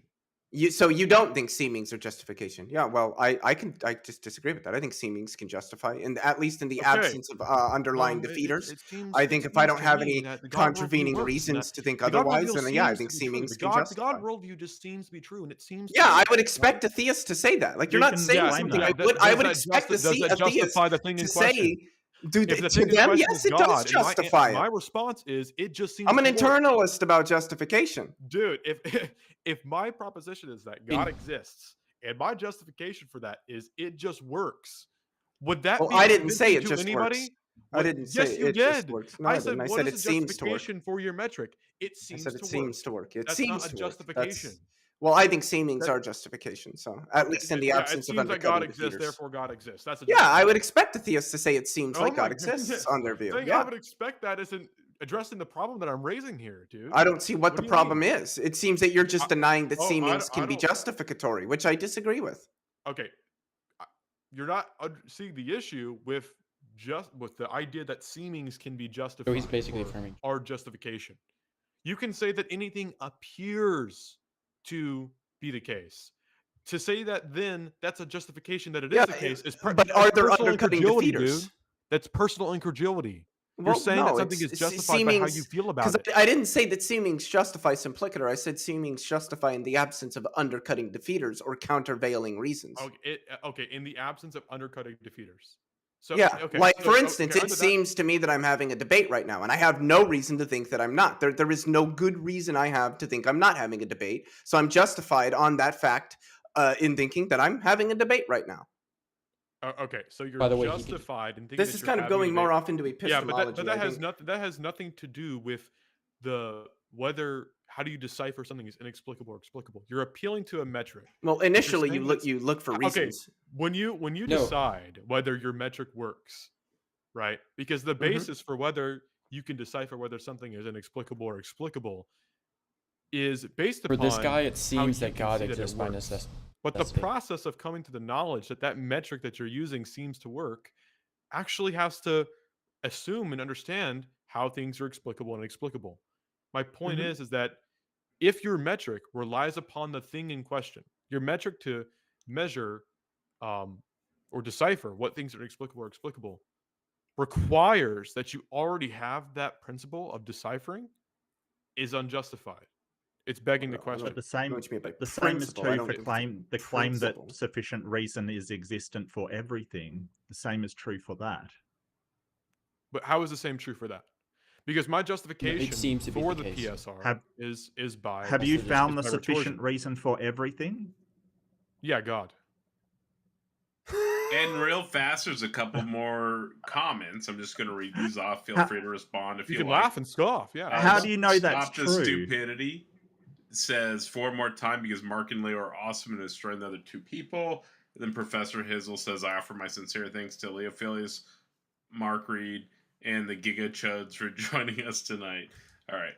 Let's be nice. Wow. They're being good in this debate. This is okay. This is fun. This is fine. Like things get passionate. It's totally cool, guys. Don't. Nobody's really insulted anybody. I haven't heard an insult from anybody thus far, so nothing I would consider an insult, at least. Correct. Yeah. So Yeah. I think it's been very cordial. It's been like, considering it's a mega bloodbath, it's been very cordial. So, yeah, but I mean, you can claim that, hey, everything has a sufficient reason, but like, what are you actually going to demonstrate that is actually ontologically the case? Yeah. Okay. How am I going to demonstrate the principle of sufficient reason itself? You can't demonstrate Yes. anything. He's already answered Yes. my question. Yeah, I would use the argument from retorsion. Can you familiarize me with that one? Sure. In order for me to deny the existence of the PSR, I believe that you have to assume it in order to deny it. This is like Aristotle's argument for why he believes that classical logic exists. That if you were to deny this principle in question, it would entail some kind of contradiction. Now, obviously, it would be my burden to demonstrate why denying the PSR would entail some kind of contradiction, which I can do for you right now if you want. Sure. Okay, so if you deny the principle that everything needs a sufficient reason to exist, this goes back to the issue that I raised with Leo, and we can, duke that out and, pick that apart or whatever. But it's simply that if you affirm the proposition that some things require sufficient reason while other things don't require sufficient reason, hence denying the statement, implicitly, that all things require sufficient reason, then you're going to have to claim that there are some things which are brute in their explanation. They don't require any kind of explanation, and that some things do require an explanation. I'm going to find issue with how would you even figure out what requires justification and what doesn't require justification. Well, Because what if you're I'm saying asking justification you is or explanation? Because I don't Forgive take me, those to be the explanation. same Forgive thing. me. Yeah, there's a difference. My bad. Explanation. So really, what I'm asking you, I was what is using them the interchangeably. sufficient reason of why PSR is true? What is the reason for why PSR is true, or the sufficient reason? Correct. Yeah, it's Sufficient reason. justified. Yeah, I would say it's well, okay, sufficient reason can either be in reference to something prior to its own existence, right? So that when we talk about the sufficient reason for something, that could be mentioning something that is the grounding for its existence, or something that's justified by its own necessity. So out of its own necessity, it would be sufficiently proven, or would have a sufficient reason. So an example is like, sorry, if, by its own yeah. necessity. So Yeah. you're grounding the principle of sufficient reason by its own necessity to be true. I didn't say that necessarily. I said for the principle Okay. of sufficient, right? For the principle of sufficient. Oh, sorry. Let's. Oh, okay. Sorry, I thought he was reading a different Tucker, super do you chat. want and to same one drop the came up. super chat, mate? That's okay. Yeah, sorry. I just thought he was bringing mate, with a super chat, so I stopped talking. Display them all for everybody. So we were talking about the principle of sufficient reason, and basically, I thought you had said it was true because it was necessary to be true. No. I was just demonstrating the two ways of the two ways in which something you can provide a sufficient reason for something. It's going to be either by its own necessity for something else, or by referencing something prior to its own existence. Now, the principle of sufficient reason, I don't think that that something is something prior to its existence in terms of like temporality. I think the principle of sufficient reason is obviously for me, I think it subsists forever, right? In like God's concept or mind, in his concepts or his mind. So I would say that it is justified out of its own necessity for other things, right? So when something is justified out of its own necessity, this kind of goes back to the argument from retorsion, which is that if you were to deny the PSR, it would entail some kind of contradiction or performative contradiction at the very least. Sorry. If you were to deny that there is contradiction, okay, this is what we're asking you. What is the contradiction? Which is what we need to demonstrate. Yeah, but I was saying you're asking a question that is kind of like far back in the conversation, because the whole point is we're trying to prove or demonstrate that there is a contradiction entailed from denying it. Well, right? I'm. Let me explain where I'm coming from. Maybe it'll help. I'm really coming from, like, for instance, quantum events, right? Like, some seem to be indeterminate, or they seem to be probabilistic, right? So that is not a principle of sufficient reason. A probabilistic event can't be sufficient reason because it's only probabilistic. It's not a necessary cause. So now that may contradict the PSR, it may not, but it appears to. A probabilistic event. Can you cash out what that is? Just for well, Leo knows a lot more about this than me, but there are events in quantum which we can only assign a probability of its occurrence rather than a effect A leads to cause B. We can only assign probabilities that effect A may cause B, C, D, or E kind of thing. So there is no way to actually assign a cause to effect. We can only do a probability of it. And there's another. Is that correct, Leo? I know you. Look, Leo knows way more about quantum physics. Am I unmuted? Yes. That's correct. Just to sort of,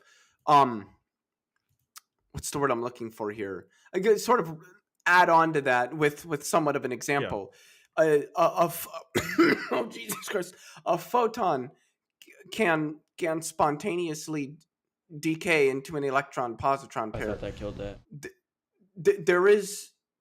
There are no sufficient conditions for the occurrence of that event. It can happen, and so it does. When? There doesn't make sense to talk about when it will happen or what makes it happen. There isn't a thing that makes a photon decay into an electron-positron pair, which then annihilate back into a photon. It happens because there's nothing forbidding it. So there are truly no sufficient conditions for the occurrence of that event. And there are many events like this across, like Mark said, the quantum level of reality, like radiometric decay, many particle decay events. There literally are no conditions properly sufficient for these effects occurrence. They just occur because they are not forbidden, and thus there is a non-zero probability of their occurrence. I lost that game because of a brute fact. And Lenny, too, thank you for the super chat. They say if someone claims to be a witness to a crime at noon, and the detective uses loose evidence of crime happened at noon, the witness can't say they is wrong because it could have not happen at noon. Was that in Pigeon? I'm not sure. I think so.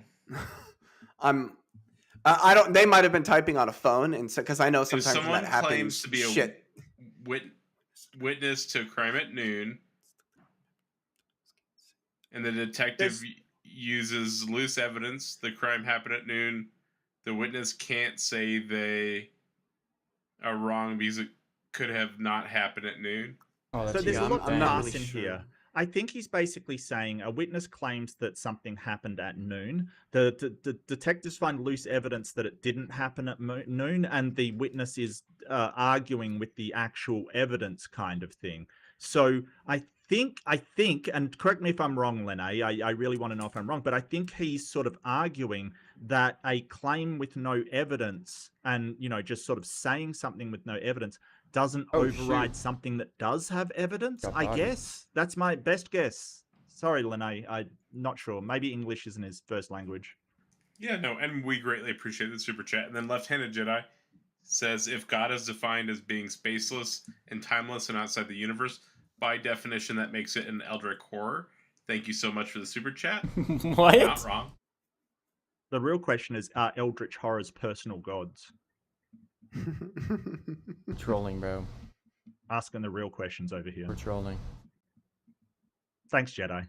Yeah, y'all can return to debate. I'm sorry. I don't know, sort of spaceless and timeless. I don't know what it would mean to be spaceless and timeless. But anyway, sorry, go on. Sorry. Right. So I think the issue that would come from denying the PSR is being able to decipher what requires a sufficient reason and what doesn't. Now, obviously, Leo said that he has some metric that he can appeal to try and decipher what requires sufficient reason and what doesn't. But the very metric that you're using is also in question here, right? Of whether that also requires a sufficient reason or it doesn't, right? Sure, I think it does. I think I've got one. You got a sufficient reason for the metric that you're appealing to? Yes. Okay, what would that be? Degrees of freedom. I think that if there are no degrees of freedom for something, I don't know what it means to talk about there being something which could be adduced as some sort of explanation for it. Mm-hmm. And the sufficient reason for that would be? I sold. What do you mean? Oh wait, never mind. Yeah, for degrees of freedom appealing to that, what would that be? Why do I use degrees of freedom? Now, why do you use it? That's my Clash Royale intermission. The justification for the explanation for degrees of freedom itself. What explains degrees of freedom? Yeah, something prior to its own existence, or well, degrees of freedom are usually going to be given in terms of even more underlying degrees of freedom. That's kind of the point. Even at some point, that chain stops, and so okay. Most so fundamental degrees the sufficient reason for degrees of freedom is degrees of freedom. No. You just said it would be even more underlying degrees of freedom. Yeah. Okay. So the degrees of freedom of an atom are explained in terms of the degrees of freedom of the electrons, the protons, and the neutrons inside of it, which are in turn explained in terms of the degrees of freedom of the quarks and the gluons that bind nucleons together and that bind quarks into nucleons all together. And then the quarks would be explained in terms of the degrees of freedom of their fundamental fields, but fundamental fields aren't given in terms of. So what would be the one thing that's inexplicable here? Quantum fields. Quantum fields would be the one thing that's inexplicable. They're at least one thing that is brutally contingent and properly fundamental. Are you saying there's at least one thing that's brutally contingent, or there are multiple brutally contingent? There could be other things that are properly fundamental, and then I would argue that just entails that they're brutally contingent. Besides quantum fields, and maybe we just haven't discovered them yet. I mean, space-time could turn out to be fundamental. I don't think most physicists think that. I think it's probably y'all want a Roblox stream, but it could turn out to be fundamental. There could be other things that are as fundamental and therefore as brutally contingent as quantum fields that perhaps we haven't discovered. But quantum fields are at least one thing in that category. Yeah. So saying that there are some other things that are possibly also brutally contingent that we may have not discovered. By the way, read the super chat right quick, and we can get back to this. That's fine. It's just a comment. I was just displaying it on screen for. Oh, okay. Yep. Sorry. I'll read it if it needs to be read. All right. Sure. No problem. I was just saying, like, because I get too distracted when there's something else coming up. All right. Yeah. It's just. Yeah. I have some issues. All right. So, what was I saying? I'm so sorry. Leo, were you tracking, or what did I say previously? The last thing, what were we talking about? I said that I think quantum fields we were talking about one thing. Okay, at least it's possible that there are other things, yes. Mm-hmm. Okay, so it's possible that there are other things which are still brutally contingent. Then that obviously still concedes my suspicion here, which is that, like, when you say that there are other things that are possibly brutally contingent, not just one thing that is brutally contingent, and that would entail that, like, I could claim, well, I believe that X, Y, and Z proposition is brutally contingent. It doesn't require sufficient reason. It could be anything. You could claim that. It could, it could be the negative to that.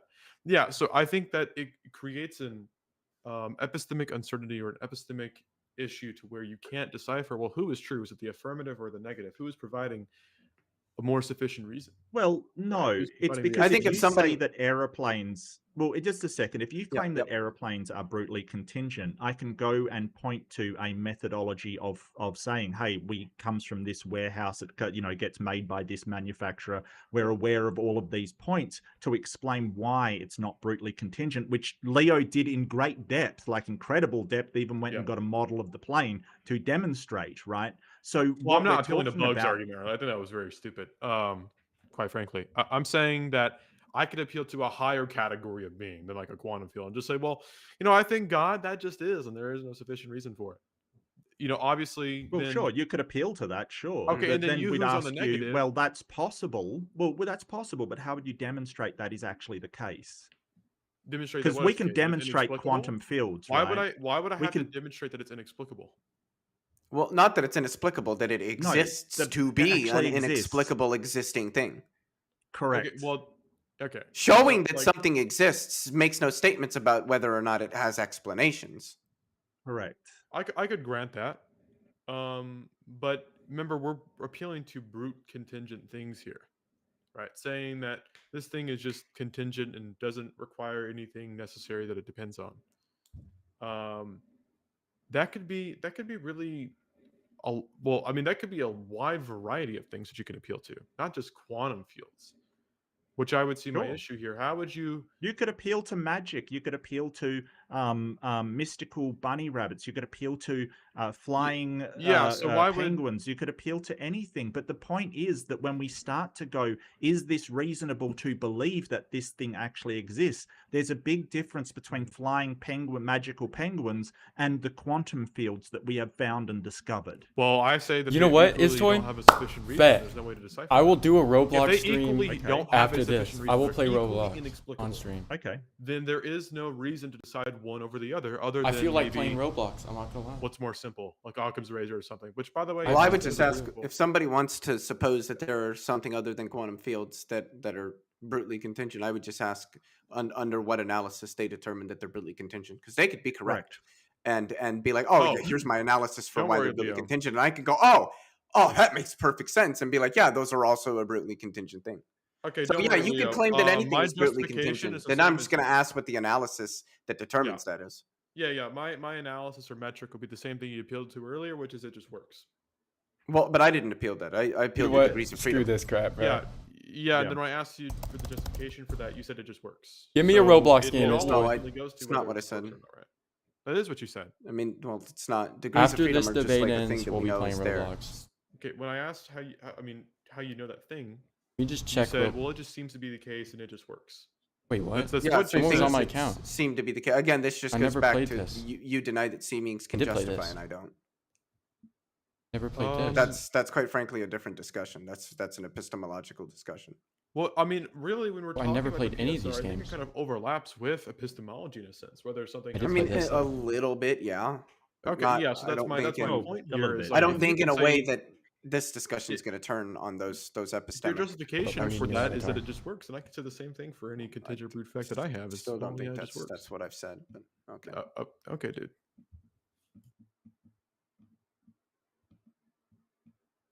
We're reading a super chat or okay. Just ignore him unless I read it. All right. Yeah, I'm sorry. It's now the best part of the stream. Bug. Do you want to jump in or is anything? Or you just what's up, bro? Is Bug there I do have to run to the Um, bathroom, but I've got headphones in, so I'll be able to still hear you guys. to track it? All right. Make sure you're able to hear us while you can pee, man. I don't really have much to say. Yeah. Oh my goodness. All right, Mark. I would like to go on. All right. Because Okay, boys obviously and girls. Leo would know more about. I'm gonna the build an whole idea outfit of, right like, here. Oh yeah, quantum physics than you would say, right? real Sure, atrocious outfit. absolutely. we're making right Yeah, here. absolutely. of He course. is much more versed in that field than I am. I will happily Clothing, concede classic that. shirts. Okay, yeah, sure. Then maybe whenever he comes back, we could talk more about that. Boom. For the time being, let's see. Bug, do you want to jump in, or is Bug not here? I mean, I don't really have much Well- to say. I'm not gonna lie.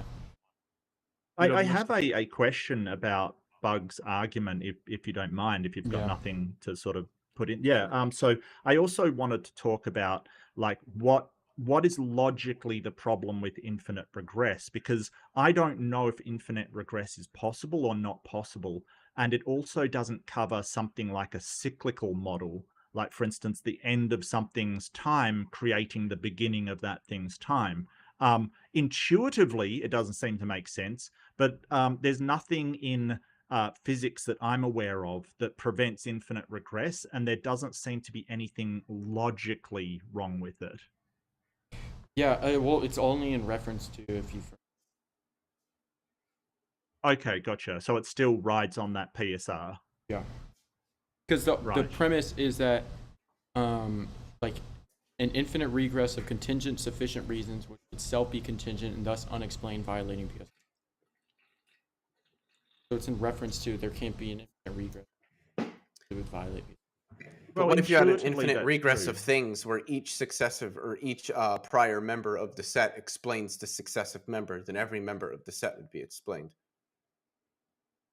Then there wouldn't be an infinite regress. It would be.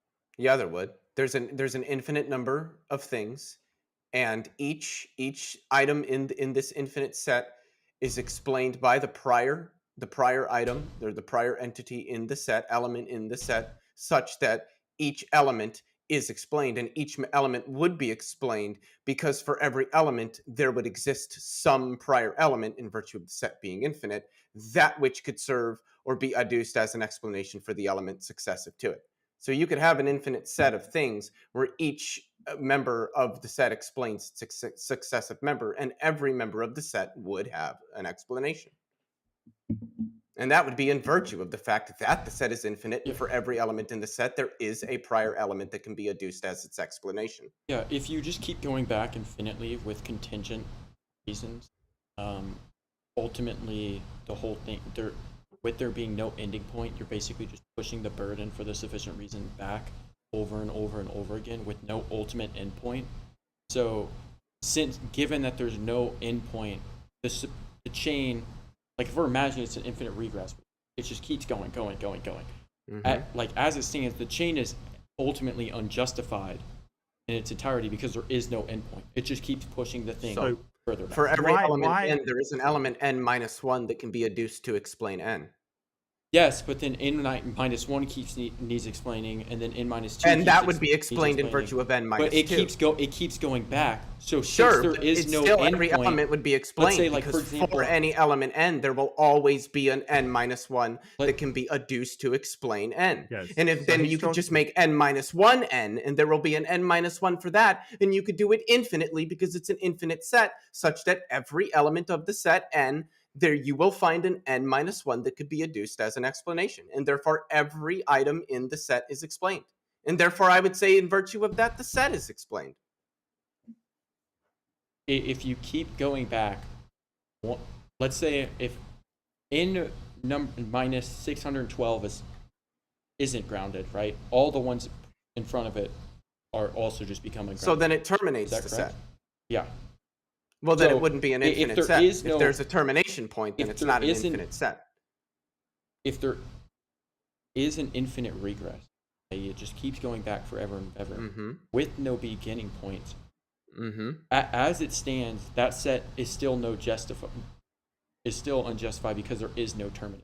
Now you could say like a specific thing is justified in the sense that. Do you mean unjustified or do you mean unexplained? Or there isn't a sufficient reason in its totality, because you could say, for example, like I guess n minus 2 could be have a sufficient reason, n minus 3, but in its totality, since there is no terminus, it's still unjustified. The set would be explained by each of its members. Yes, but with no endpoint. And this seems to be a little bit off topic of the does God necessarily exist? Normally it's okay to stray a little bit off path, but it seems like the whole debate's been totally avoiding the topic. Remember, the affirmative group is trying to demonstrate that it is necessary for this God to exist, right? And so you're trying to demonstrate that. Well, of course, but first of all, we have to demonstrate, or at least, try to pick out through what premises they would disagree with. If they disagree with the underlying principle, which is the principle of sufficient reason here, then we would have to, pick that out and debate it. If they disagree with, when Mark raised the issue of like what's wrong with just infinite regress, then we would answer that question. So, of course, but I didn't bring up infinite regress. That was in Bug's one of his core arguments. So right, saying that it was basically impossible, and then you were trying to see his positive argument for that. Oh, this is one of my. Well, I'm just saying, like, I don't see people demonstrating that it's impossible, and I don't see a demonstration. Sorry. That's a friend of mine in the chat. I just didn't know who that was for a second. I'll just read it real fast because you interrupted. Alex loves Jesus. Let's all take a break and talk about a barbershop haircut that costs a quarter. I wish they cost a quarter. Thank you, Alex. How much do your haircuts cost? Look, mine costs 10 because I drive an hour away to go to the same barber that I've been going to since 2009. Even though I haven't paid for a haircut in like 20 years, my friend. Haircut? What's that? Yeah. What's a barbershop? No idea. Yeah. Yeah. All right, back to what we were saying. I did interrupt. I'm sorry. It's just when a super chat pops up, I kind of yeah. No, I forget get a it. I little bit. get it. It can be distracting. That's fine. It's just I just haven't heard why, like, under some possible world, a god could not exist at all. Like, some possible world, it is just natural occurrences, and you know, say even the solipsism question, like everything is an illusion. Like some possible world, I don't get what is logically contradictory about that. Same. Mm-hmm.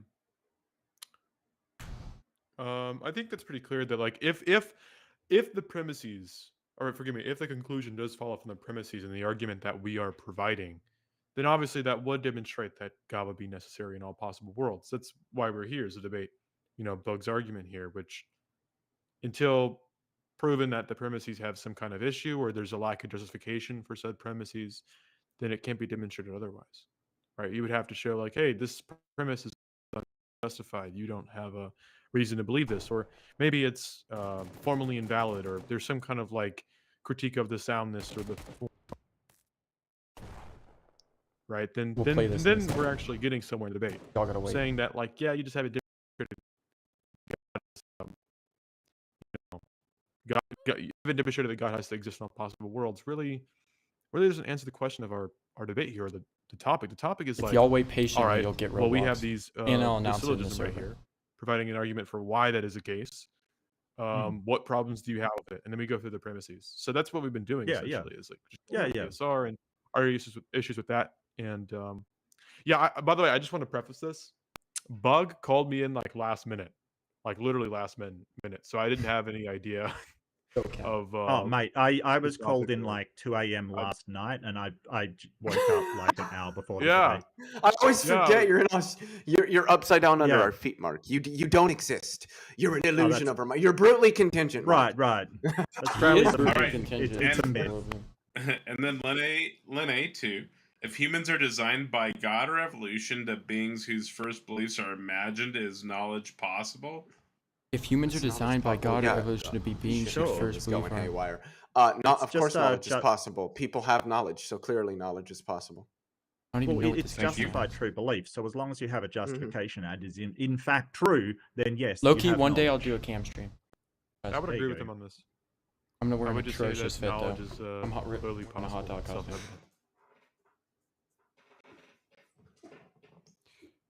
All right. How much more time? 25 minutes.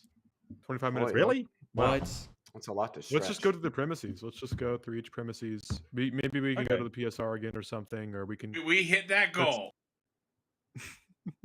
Okay. Did we hit the goal to get all your clothes off yet, or not? No, just for the timer. How much left is on the clothes goal? Why are you wondering about that? 12 pieces of clothing. And, well, you said we could get into, like, classical theism. Maybe this is a good spot for it, Bug. Like, because... Oh, was that you, Apophatic? That was me. When I first responded to your opening statement, I was like, maybe we can get into the problem of evil or problem of sure, absolutely. Maybe that's a good spot for it. Classical theism, problem of evil, right? So basically, problem of evil says that if you have a tri-omni god, omnipotent, omnibenevolent, and omniscient, then it would know that evil is being done, it would have the power to stop it, and it would want to stop it being omnibenevolent, but does not. So that's essentially the problem of evil, that the incoherence between those omni properties, and that evil obviously exists in the world. I assume no one's pushing back on that. With evil being... I don't believe evil has positive ontology. Clearly it does. Not clearly. I mean, wait, you don't... Do you think torturing babies for fun is evil? I thought he said he heard guns. I would say that evil is privation. It's a lacking of goodness. Do you think torturing babies for fun is evil? Yeah. Is torturing babies for fun a thing that happens in the world?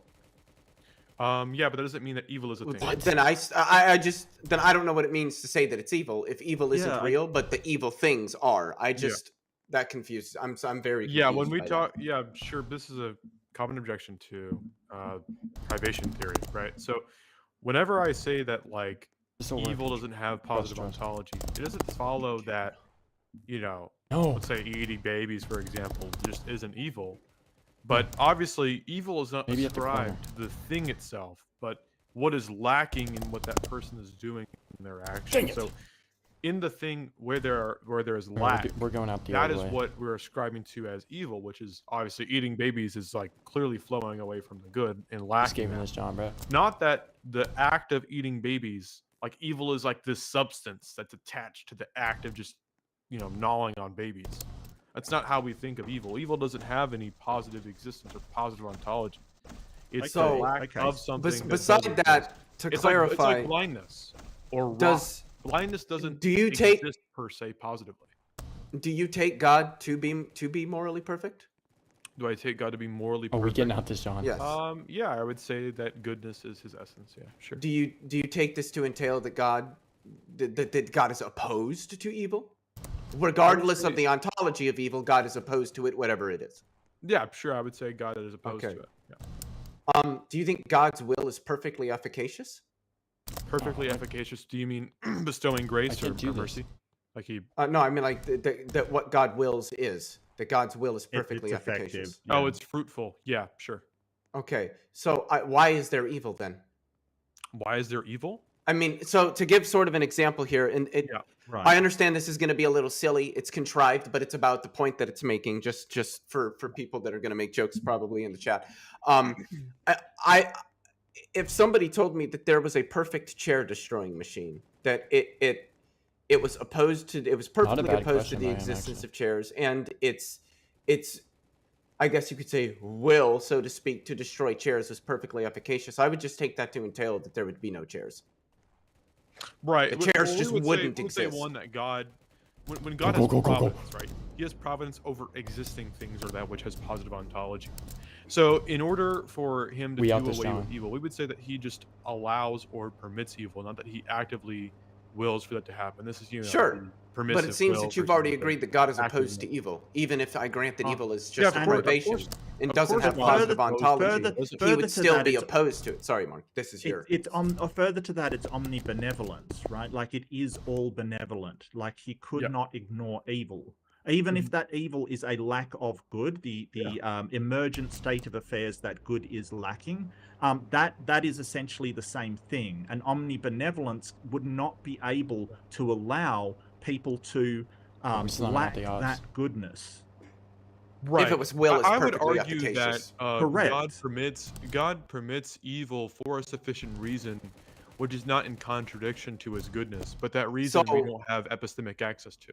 So skeptical theism. God has reasons why he permits evils to occur that we, like you said, we don't have epistemic access to. Yeah. So, in virtue How do I of fight those this guy? reasons that God has, ought these evil things happen? All things Dude, considered. bro. Ought these evil things Pay to happen? win, bro. All things considered. Yeah, so like it's say in like if- virtue of the reasons God has for Yeah, permitting this is them. the Right. comic really like. Changing my Yeah, favorite. should it be the case that these things happen? Yeah. So So the it's like if common- it may be harsh going to the gym, right? But because you want to It's there. I'll tell you, my That it- pecs are sore. Dude, Look, what should we play? whip out your pecs on stream. Okay?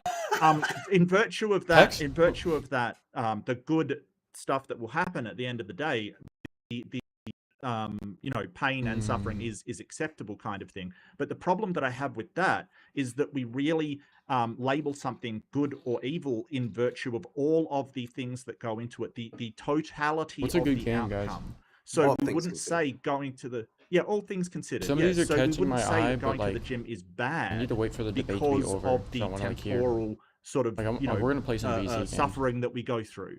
We would say because it comes out, it's Gotcha. good. So you're really back at those things that look evil or a lack of goodness. They are in fact good.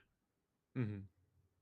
I couldn't like for any evil that occurs that God has some greater reason for permitting. I mean, God's omnipotent, so it seems to me that I mean, couldn't God achieve whatever goal it Dude, is are he there, like, no has good with games? respect to What? this reason without the evil thing occurring? Where are the good games? As a restorative What is process, he this? can't. If the okay, so if God creates the world Do you have music? and in his foresight he intends Oh. for someone Oh, attaining cool. salvation to be some kind of restorative process, evil Music in that case must be experience. permitted. in order to bring that goal about. So, like for So example, there is no other way than for God 712,000 to permit people. the evil. in order for God to bring about specific goals, obviously you need to do certain things in order to bring about a specific goal. There could be one way you could do that. There can be many ways, but in this case, there's one way to do that, right? So, I would argue So that then there is no other way other than the one way, and that Not one way ready. includes See. permitting evil. Peak. I'm to on a achieve a trackpad. certain particular goal, yes. Yes. Well, then I Pretty just don't know good. in what sense it's evil. It just sounds like I'm about to kill so. these guys. A common example is there's pain associated with receiving a vaccine, Some but trash. humans currently don't at least Whoa. have the technology. Let's just suppose, for the sake of the hypothetical, that humans don't have Whoa, the this guy's cheating. capability of administering vaccines without the pain. It's whether Then that it suffering just or seems pain that lacks that good or pain not. that Playing pain a is different good because what it conduces Yes. to is good, and I there was gonna win simply that anyway. is no other way to get that greater good Right, but it's than whether to permit the I don't- pain. And then therefore it ought to be the case that Consistent. you endure the pain of a vaccine in virtue of the greater good that it conduces to. Peak gameplay. Then if it things which ought not occur, all things considered. Okay. So then I just don't know in Wait. what sense there's evil I in thought you the could like world. be Yeah, hard. so You we know? wouldn't ascribe like good bad to Golly, itself, bro. suffering itself. It would be Neither would I. suffering in that- Gosh, suffering holy in that aim. which lacks the good. What is That's what we this? would say. If it lacks goodness Oh, and he's it's fast. suffering in virtue that lacks Watch goodness, this. yeah, that would we would ascribe to evil. But suffering itself can be good. That's Yeah, my I opinion. agree. I don't- Yeah, well, I That's would why I slightly like- disagree. Get body. Well, I would slightly disagree. I Go would ahead, Mark. say that suffering that outweighs the good, because you can always find something good in any event, no matter what it is. Even if it is suffering, you can sort of go, okay, well, it made me more resilient and stuff. But I think heard that something. when that suffering outweighs the good, Trust, I trust, think trust. that is what we I'm would cooking. call evil. With all things Be hot? considered, if the amount of harm outweighs the good, I think that is Yeah. and there is I need to intent get into the behind close it. range so I can Give me- use That's this. so what I sorry to would interrupt. call evil. Only way this. I'm so sorry to gonna work. interrupt you. I'm getting a call. Give me like 1 minute. No worries. Maybe Bug can take it for a sec. Up in. Well, I'll read a super chat real fast. JL Warren says the argument starts if God is necessary, there is no P, not P, therefore it cannot be necessary. You defining it as such does not make it actual. Thank you so much for the super chat. Would you like to Unless- address that, Bugs? Yeah. I mean, something necessary has to exist in all possible worlds. The way you would justify, like, I would affirm that it'd probably be a P and not P. But like, once again, Yeah, but within a paradigm where you deny PSR, like, it's possible that PSR, or like, you can't justify LNC, so like, you can't really even make that claim. I don't know how you justify an axiom. Well, an axiom is just like, that's a foundational belief, right? Yeah, some sort Um, of like like, statement that you serves don't- as the foundation for some schema. Yes. Do you think if someone takes something as an axiom that they don't have to justify it? I mean, yeah, I don't think so, but that doesn't Okay. mean that I'm going to think that that's worthwhile to take as an axiom or that it is in any sense axiomatic.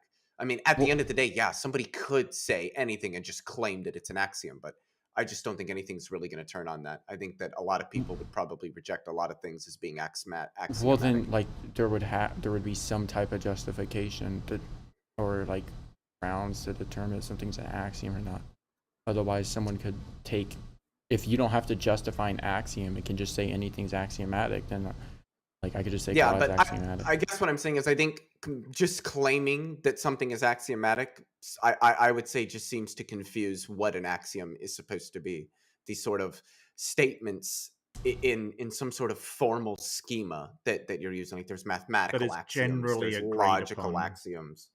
I mean, you Yeah, then they're generally agreed upon between everybody. So I mean, it's just like it's basically a presupposition that is generally agreed on as the basis for further conversation or argumentation or something like that.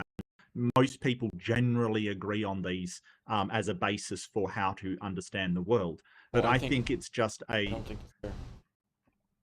Like, if You you don't take think that that's to be fair? an axiom, and that's the determiner, got 7 to 10% of the world is atheist. So God would be generally agreed upon by the vast majority of people to be in.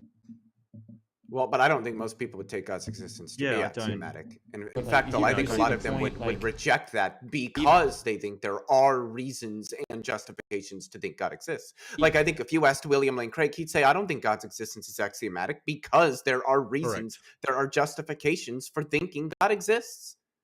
even with that, so you're taking an axiom as basically just a brute fact then? Well, No, not it's necessarily. presupposition. Yeah, I think presupposition is a Well, good way to- you were disqualifying God Well, because Bug, he just has a second. justifications for his Well, existence. just a second, Bug. So a presuppositionalist, it may be axiomatic that God exists among them, right? It may be a presupposition that is generally agreed on between them, and so they take that as axiomatic, right? But I wouldn't take it as an axiom, no. Okay, so then if but you're holding this position where if something's axiomatic, you don't Well, don't do you justify agree it. that the laws I of think that's logic, absurd. we can use the laws of logic? Do you agree with them? I agree with them, but the idea where Well, if something's then axiomatic look, that you Bug. don't need to justify them, if Well, for example, we've I got a ask you to general, justify L and C and you say it's axiomatic as some Hmm. excuse to not have to justify it, I think Well, that's it's not an BS. excuse. It's that axioms aren't those kinds of things. So you think if someone asked you, let's say they don't believe in L and C and they ask you to justify L and C, that you don't have to because it's an axiom? Well, in your understanding? I mean, fundamentally, yeah, I would say, well, I just take it as an axiom. There are people that reject the LNC. Dialetheists reject the LNC. Okay, so then I can just say God exists by necessity, or God is just an axiom. And then you ask me to justify or prove God, and it's like, I don't. It's an axiom. Like, you see how absurd that is? I think that misunderstands what axioms are. Okay. Well, let's take that then. God's an axiom. I don't have to justify it. That it's useful, but when you sort of go, well, hang on, when you sort of go, well, I'm just going to claim that a God exists and say it's axiomatic, you can do that, but I don't agree with that. So it's not axiomatic. I would say it's not axiomatic at all, because God exists isn't like some statement utilized as the foundation for some formal schema or something like that. Well, like, that's true, yeah. Largely what axioms are. God would be the foundation for the laws of logic. Also, I think God exists is propositional, and I take that axioms aren't propositional. I mean, maybe some people think they are. I don't. I don't think that I agree. How? Okay. Are like these sort of propositional statements. I think there's something like a question, a statement that just isn't truth apt. Okay, how are you supposed to? But I think God even exists engage is a with statement this that's truth apt, and so I don't think it would be axiomatic. How are you supposed to engage with If this it's if you take things as just axiomatic? Well, I take and then axioms let's say, once again going back, someone denies L and C. They ask you for the justification for L and C. You just say it's axiomatic. Like, that's, you don't get anywhere with that. This is literally the same thing as me just saying God's axiomatic. You ask me to justify God, and I'm like, no, he's axiomatic. Like, you see how you don't get anywhere? Like, how are you even supposed to engage with that? Taco memberships, Sybil Sanity, Rob, Mike Winter, Ben Swartz, and Efren are all not idiots. Welcome to being not idiots. And what just happened, bro? Professor Hizzle in the Hizzle. Did y'all hear what I said? You get that taken care of, Bugs? No, we didn't. You were roboting there. You break up. Yeah, you're back now, though. Yeah, I was saying that, like, do you see with someone asked you to justify right here? Say, oh, it's just axiomatic. Like, I were just, asked me to. Oh, that doesn't. You can say that. I know, but that. Well, I mean, you can say that, but if you want us to justify LNC, like the law of non-contradiction, like I said earlier, you can point to physical instantiation of where things are not contradictory. You can't absolutely prove that it is a universal, but as nominalists, you understand that, we don't think that that is a universal, right?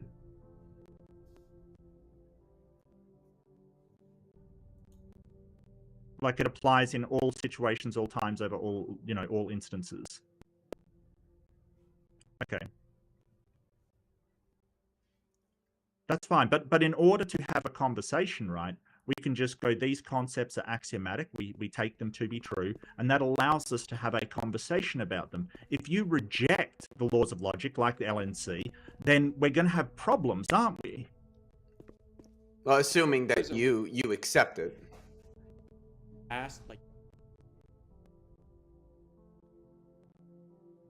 Right.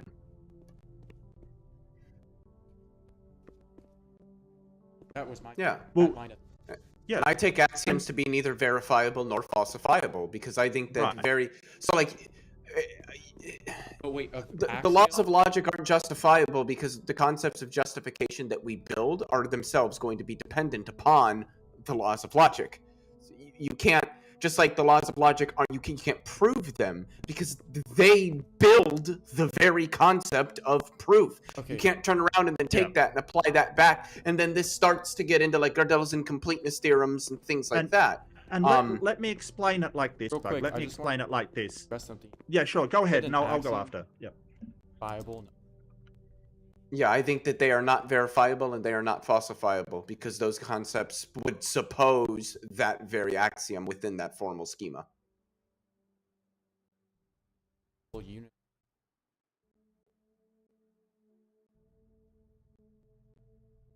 can say anything you want. Sure, but it's not axiomatic. An axiom. Sure, but that doesn't mean that all things that happen to be unverifiable and unfalsifiable are axioms. So then there's additional attributes.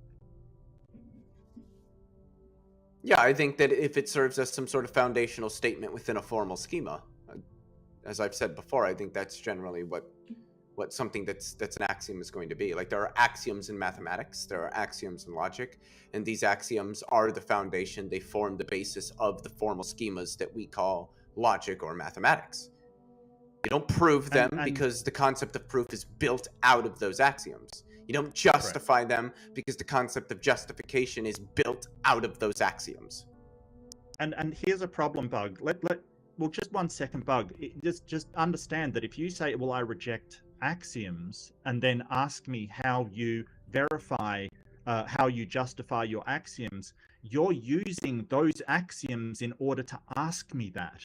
Right? You're already acknowledging and validating my use of it by challenging me on it. Because your challenge and your... Sorry?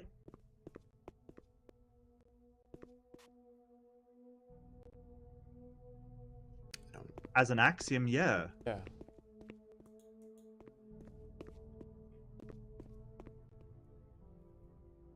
What? You said, how do you justify the axiom? And I'm saying you're validating my using the axioms by using them. What I was talking about, asking you.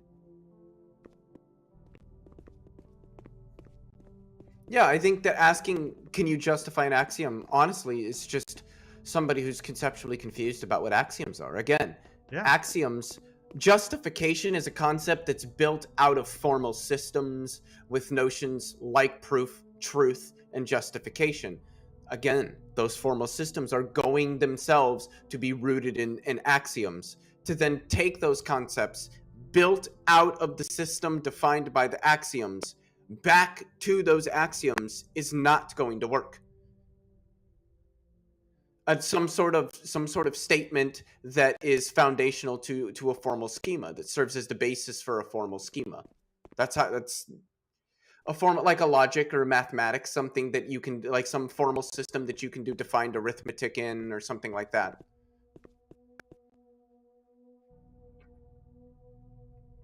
I mean, you could, but again, I just think that I think that God, if by God we just mean like the proposition God exists, I take that to be a proposition, and thus I don't think it would be an axiom. It's going to entail concepts like truth, which I think are, again, is a concept built out of the axioms of some formal schema.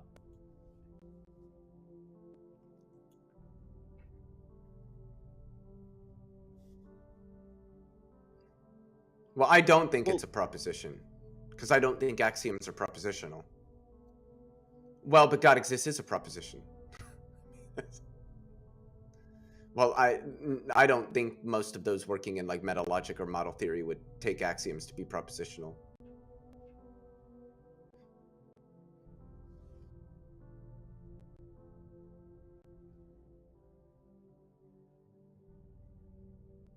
I think that would probably have to do with like the way that God exists is going to be formalized in some system. You could say there exists some entity called God, which again, just like it can be formalized within something like FOL or something like that, such that it expresses something that's truth apt, that can be true or false.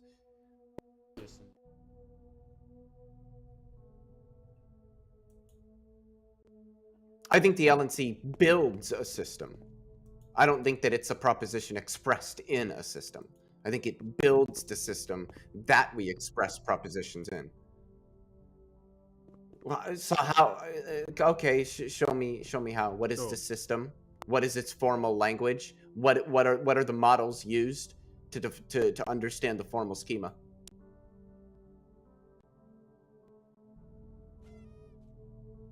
Well, but then you're appealing to the laws of logic, which is a different formal system that doesn't include God as an axiom. You said in this system God is an axiom and that you can build a formal system from this. So do it. Build the formal system. Build the model. This isn't building the model. You're not telling me like what the formal language is. You're not defining how arithmetic can be done. Like you're not like, do you know what a formal system is? Like a formal schema, like mathematics or logic?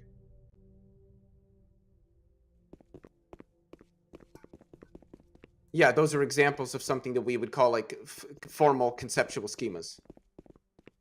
A formal schema is going to be some system that's given by some set of axioms that define arithmetic or operations or a formal language or something like that. And an example of that would be the axioms of mathematics, like you might say ZFCs or Mello-Frankel set theory, the axiom of choice, those kinds of things that serve as axioms that build the system that we call mathematics. What's in? I'm not really sure. I don't know if I could do that off the top of my head.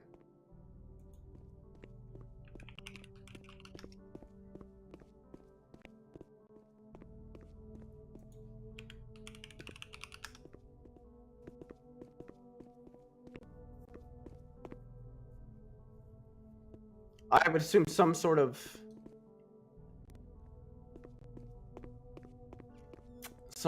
manipulation of element, something like that, like arithmetic is you're manipulating numbers, operating on them. So I mean, it doesn't have to be strictly numbers. It could be any sort of like elements or I think what have you. Yeah, I think it's kind of a system of operands that act upon certain variables that are placed within the schema. Very, very good, Mark. That was beautiful. Operands, like things that operate on. Yes, so you've got operators, right, and you've got operands. So, like, the operators, like the variables, they're things that is put time, into the but schema. feel free to conclude the point, and then we'll move into conclusions. The things that we can put in, operands that I can't even remember what I said. A system of operands that can be used to manipulate variables. Yeah. Mm-hmm.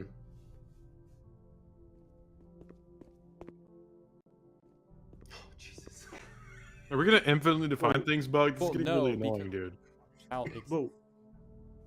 What? Well, this is. I'm sorry to interrupt. We understand. Yeah, welcome back, by the way. Yeah. No, sorry. I was ordering some food and I got back and I was like, dude. Okay, so do you realize that in mathematics you can use different operands, or you can use different signs, operations, to change the variables, and that is the manipulation of them. Like, for instance, when you switch out an operand, you perform a different manipulation on those variables, leading to a different outcome. Like addition versus like subtraction. Yeah, exactly. All right, is that the point? Is everything fully defined?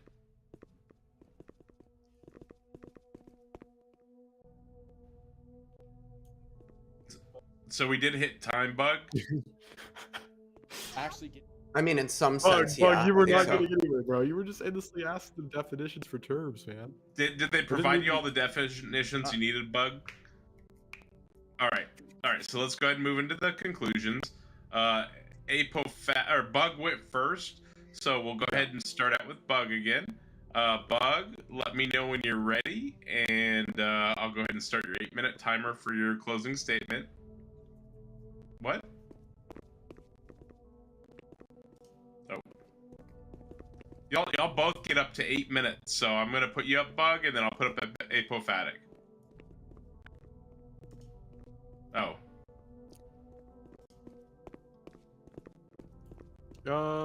Sure, I can do the conclusion. Perfect. You ready? All right. Yeah, I guess Bug didn't want to do it, but You've got sure. 8 minutes. All right, no problem. All right. There's a few things that I wrote down here that I noted about the debate, or at least from my opponents. I wish we could have got somewhere a little bit more on, going through the premises. I think most of the debate really just hinged upon, can we justify the PSR? What is our arguments against infinite regress being possible when it comes to sufficient reasons? That was more interesting. I wish the debate should have been more on that and, covering the premises. But there was times when we got tracked somewhere else. And I think that I mean, I didn't know what that was about when Mark claimed that immaterial abstractions.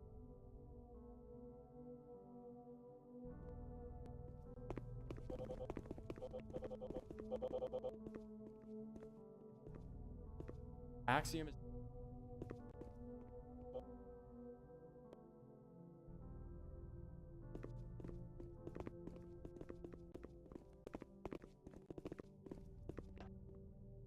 but laws of logic define arithmetic.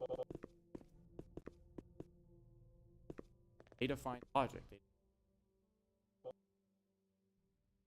By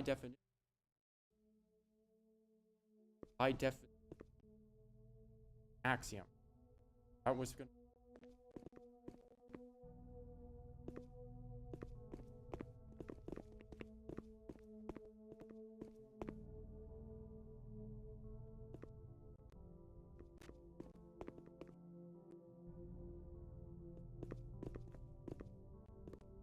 What material thing logic is. He said that logic.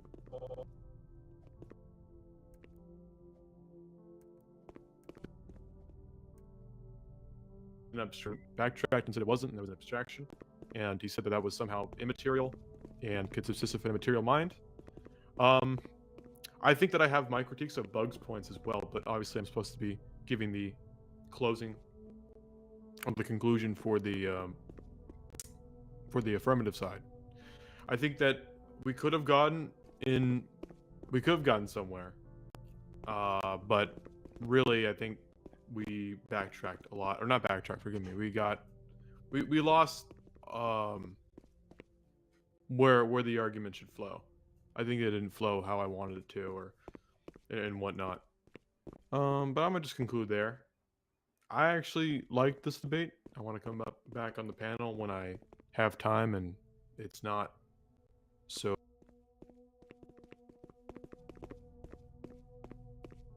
Board game.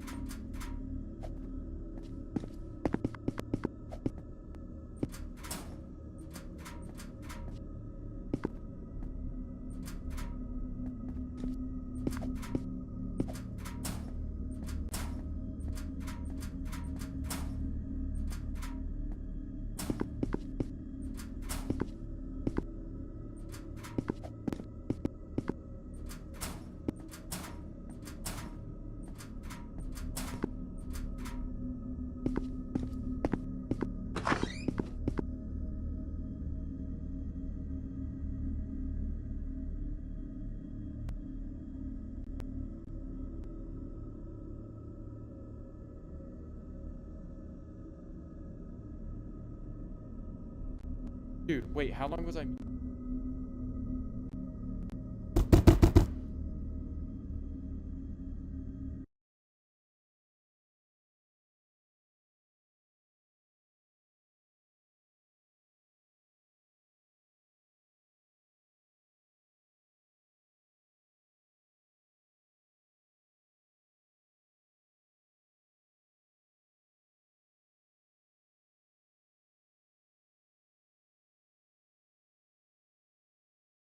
I actually.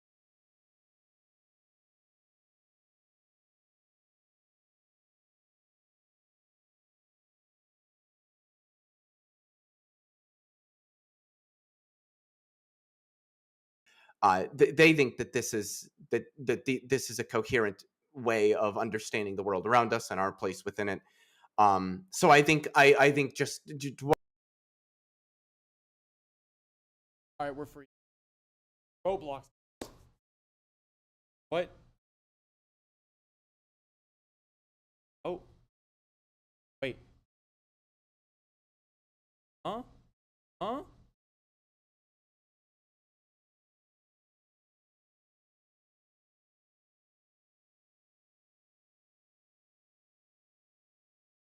Hello?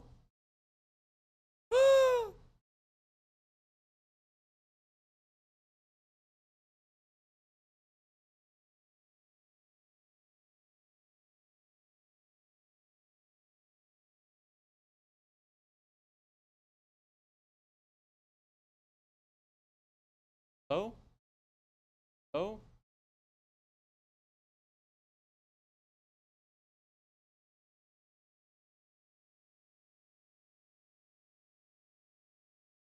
Hey, it's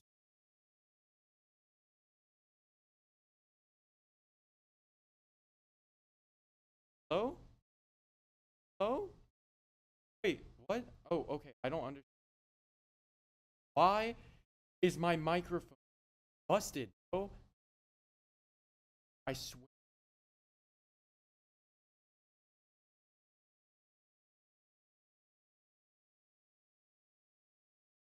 How do I fit?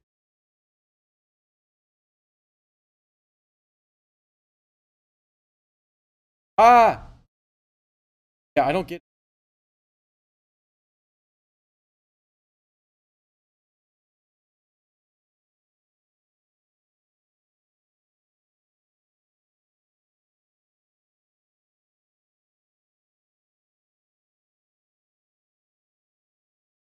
Okay. I don't know what. I'm gonna end. Dude, it's broken. It's broken. I'm so sorry. I talk so freaking. Okay. I'll later. I'll do an actual. I'll do an actual Roblox stream. This week. Oh, out of town. Y'all want a Roblox stream? We will do a normal debate stream, and then afterwards, at some, we will play Roblox. I don't know why my. Okay.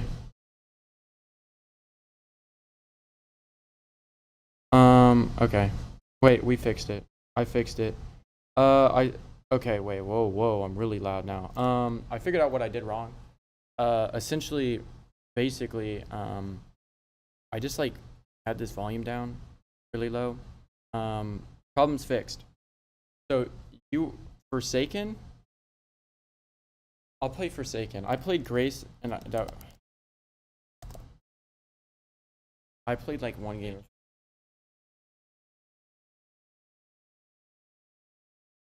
Time to beat.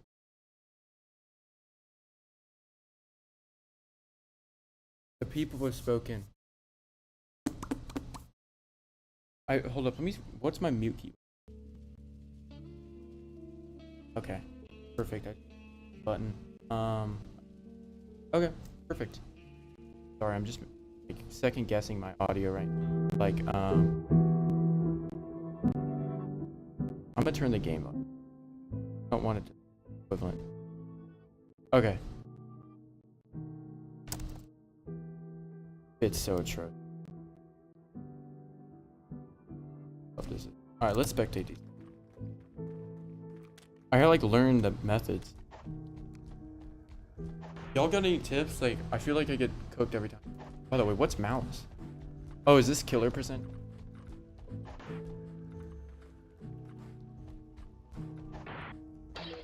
Oh, I should relearn my driver. Oh, I feel like this is really loud. Okay.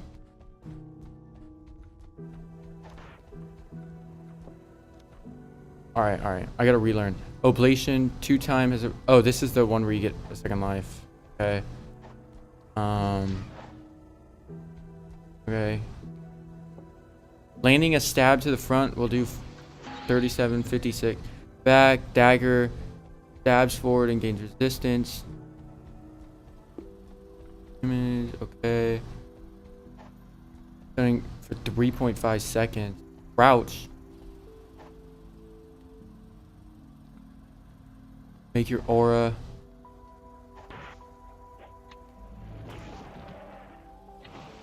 Okay.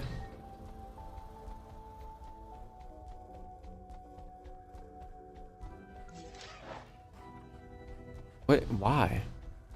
Ritual 2 times. Oh, sorry. Inscribes a respawn location on the ground. Dying with a full. Oh, okay. Okay. All right, we're locked in. We're locked in, boys. Okay. Playing a self-sufficient character like Sedletsky, but if you're not confident, okay. To Sedletsky. How much is Sedletsky? Oh. Well, yeah, easiest. I don't know how to juke though. I play Dead by Daylight, like, but like I don't think Dead by Daylight loops work on this game. Oh, I have him.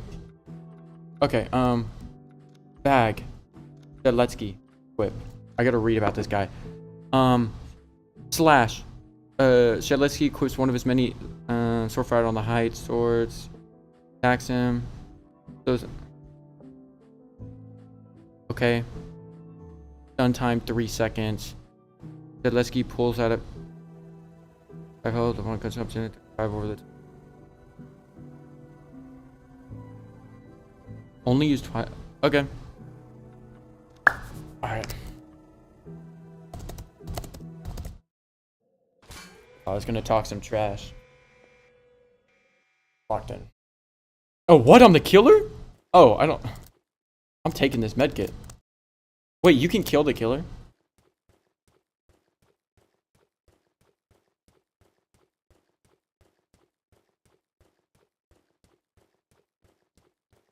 Oh, you're getting slimed out. What?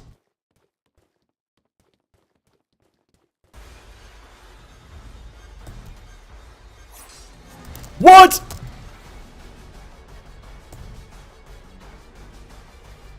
Oh! What's Reid's plays do? Oh. What?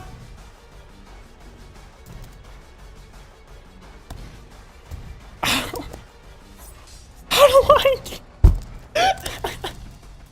Dude, I'm getting buried right now. This is.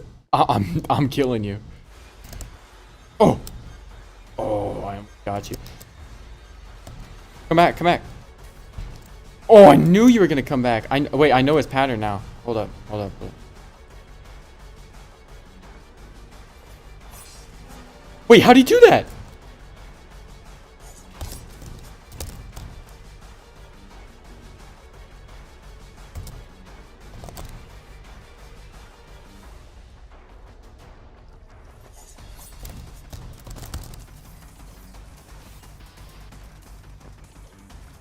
Get slimed out.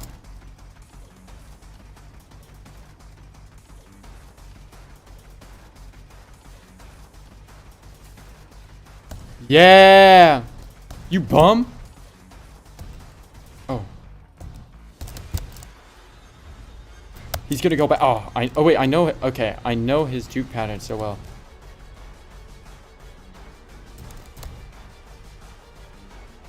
I'm killing him. What? I thought I swung at him. I'm getting slimed out. Casting wound. Okay.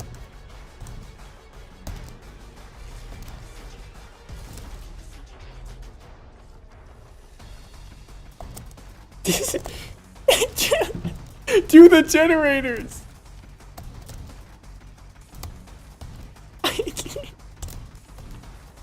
This is not real. Let me.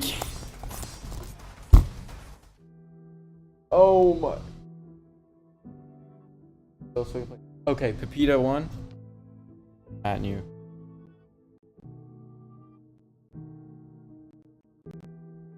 Where's this?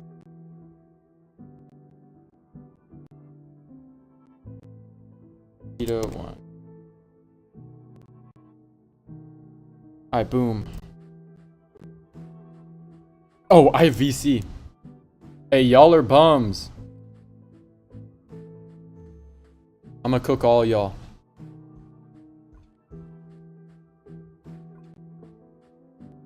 I got cooks.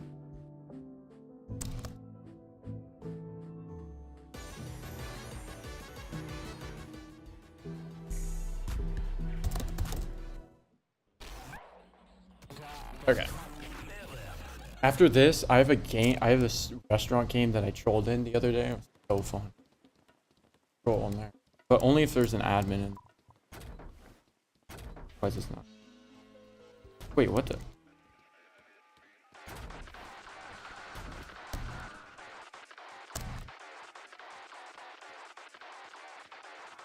How do I like?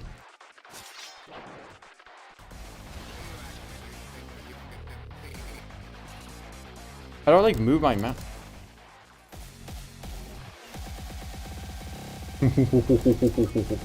How do I like? Jeez. Okay, there's a killer there. I can't hear anything. Goodness.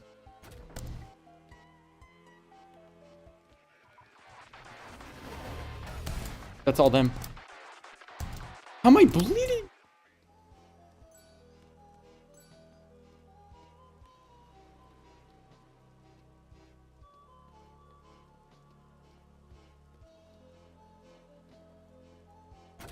I'm gonna be a good goy.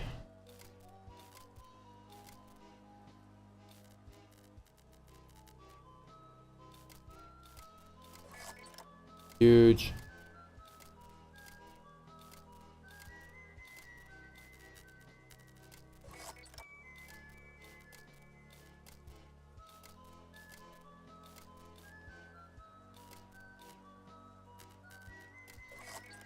Okay.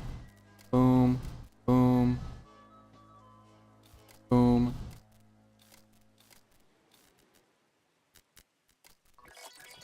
Huge.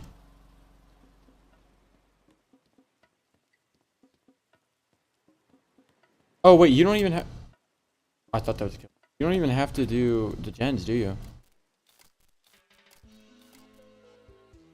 Wait. Yeah.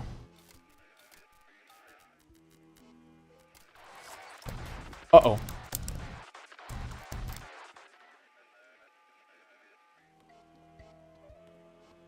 Hey, what? What'd you say, boy? Yeah, you don't want the smoke, buddy. I'll mess you up.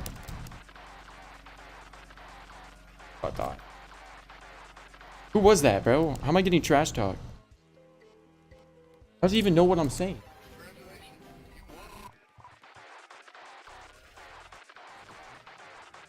Come on. This is elite gameplay.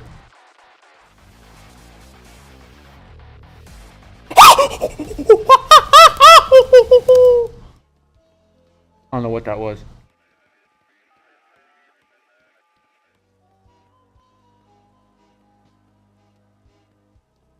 Game's really easy when you have what is team.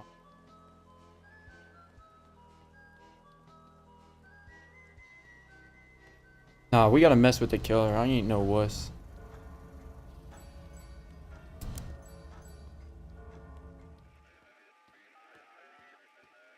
I'm gonna come out and I'm gonna slime him out. Watch this.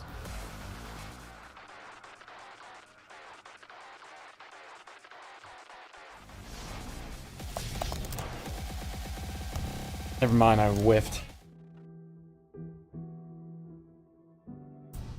Oh, so, okay, wait, this is way easier than I thought it was. I thought you had to do the objectives.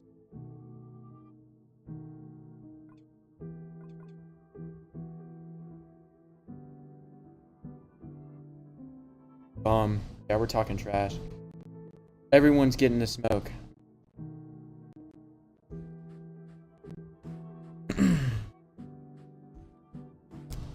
Oh.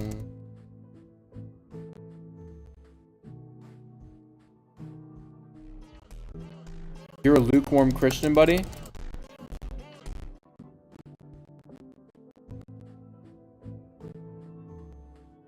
Are you a lukewarm Christian? Is that what you're saying?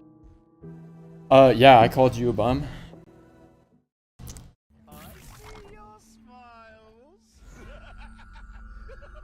I'm talking trash because I know I'm gonna get this.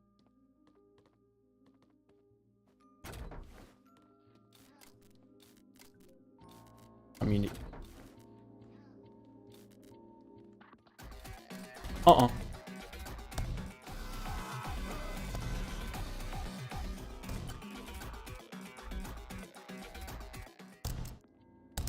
Can I not jump this?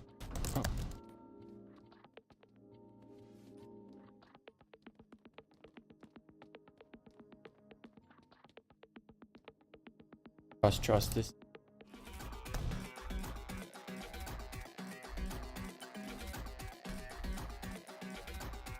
Should I go in? I don't want to go and attack him.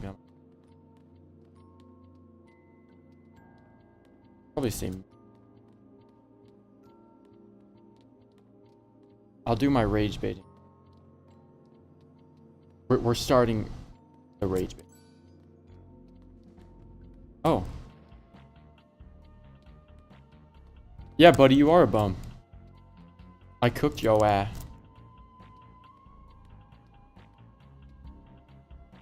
We already started it. Here we go. We planted the seed. What gonna do about it, huh?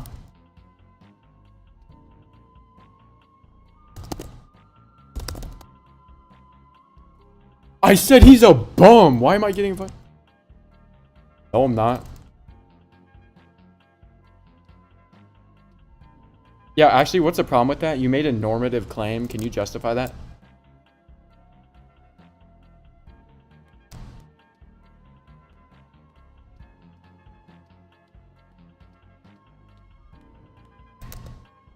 Purely grounded on subjectivity.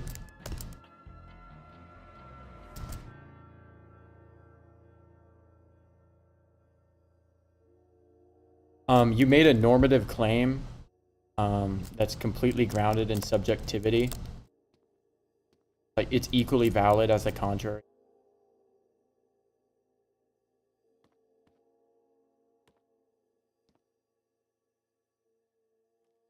I thought, buddy.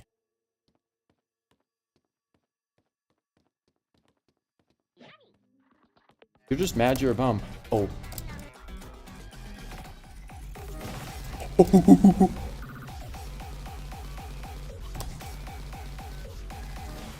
What? What?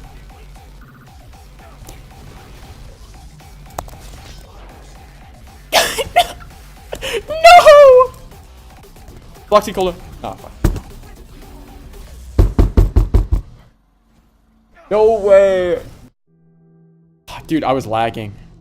No, that doesn't count. I was lagging. Oh. Who did?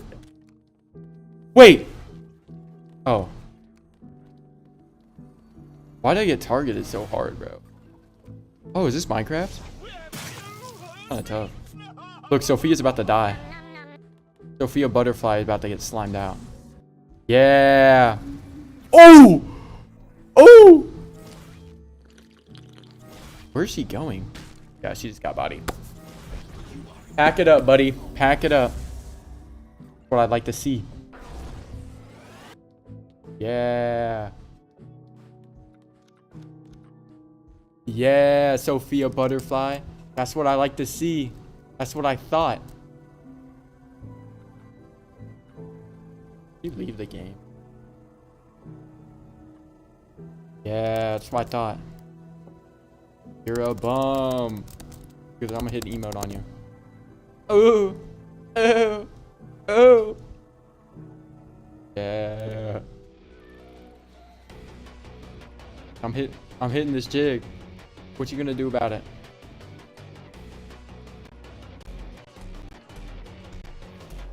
I thought. Look at you. Sophia won't even talk to me. Can you believe this?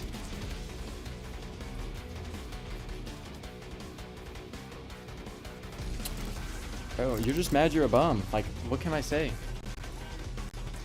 Oh my goodness.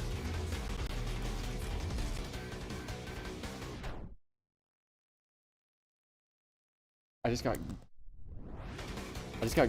groomed on Roblox.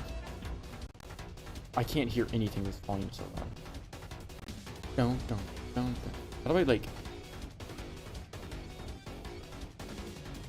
Yo, stop! I can't even say anything about it on Roblox. They'll ban me. How do I like turn the game volume down? Oh.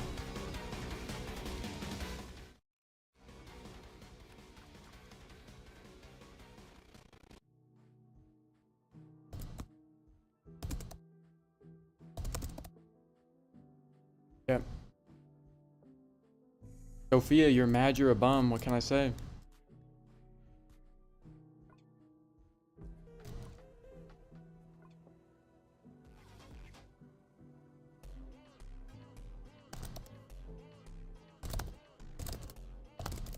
What'd you mean when you said you were Luke? It's your turn?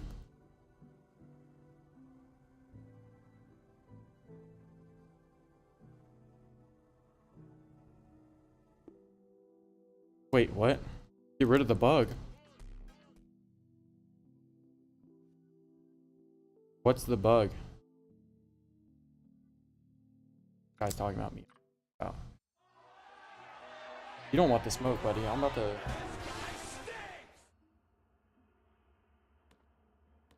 Alright. Oh, well. Look who I spawned to, Sophia. Why aren't you talking to me anymore? What happened? You're talking mad smack. Oh.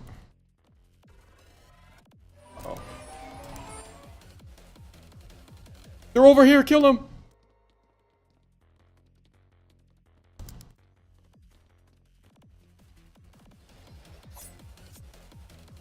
What? We're targeting!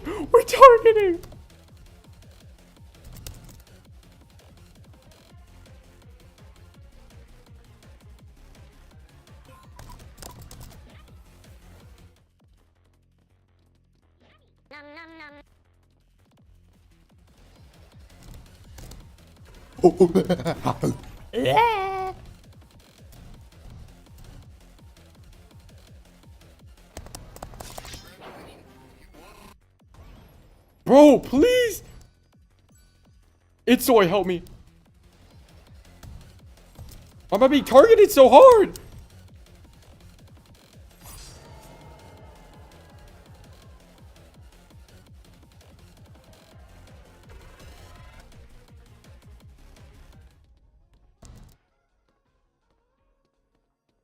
I thought...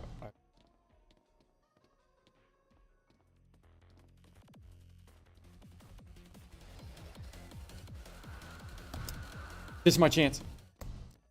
I gotta get out of here fast.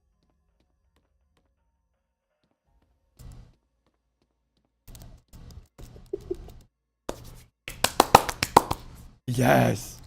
I got away. Yeah. I don't know how I was juking. I'm targeted now. Look at this. I'm looking tough. I wish I could do an email.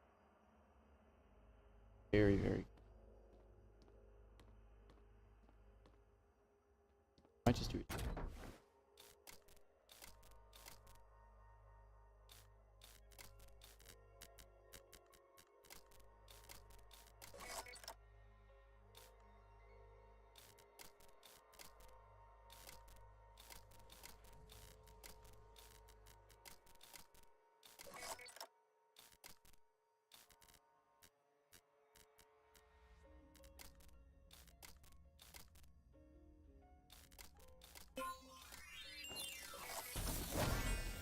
Why? Why?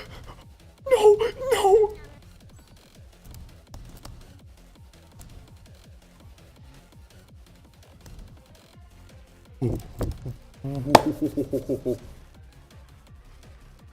Yeah.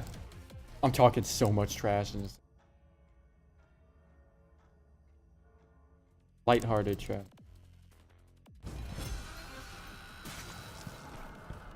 You're a bum.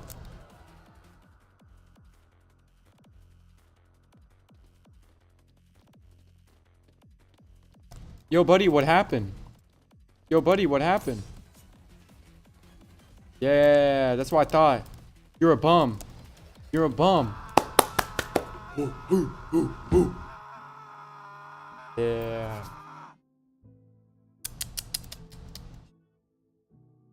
All that trash talk for what? Oh, wait. All that targeting for what? I said trash talk. Roblox. Yeah, you're a bum, bro. You gotta pack it up. I'm just the better player.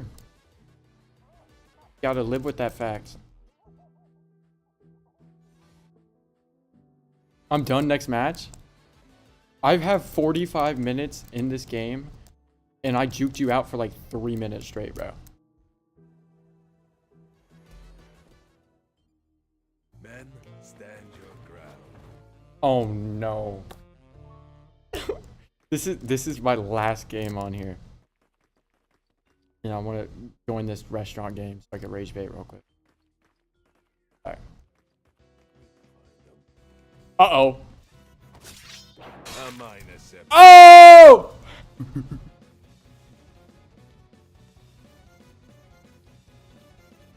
I've got you. Gotcha.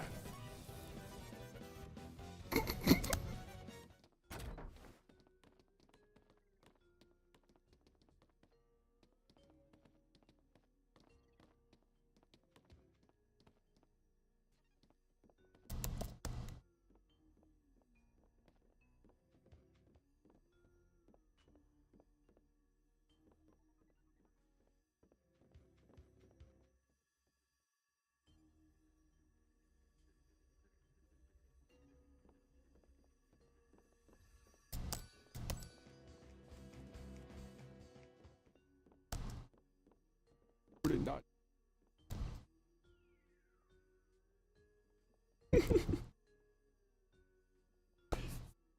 I work. Get back here. No witnesses.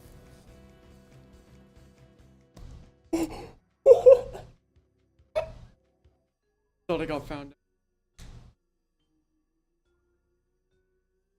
Dude. Wait, who's my op again? Cosplay. It's this person. The 2-time needs to get slime.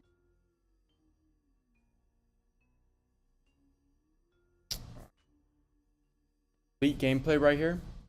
I don't want to gamble. I don't want to, because I don't think I'll escape this guy. We'll peek about, you know. What's this mean? Is this a friendly trap?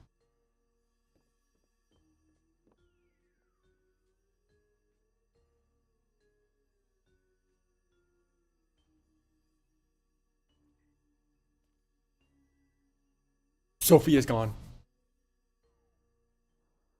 Huge.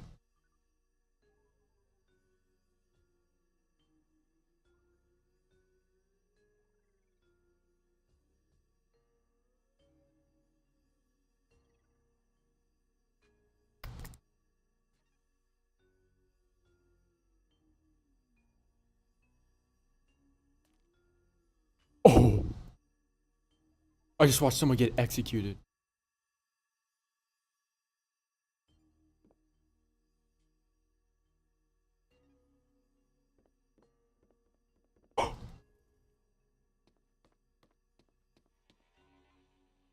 I got a plate.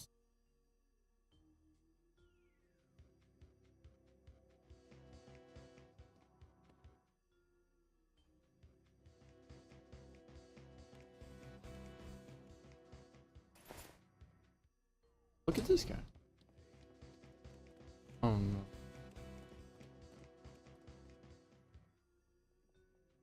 Hear him. His toy lurking, crawling about.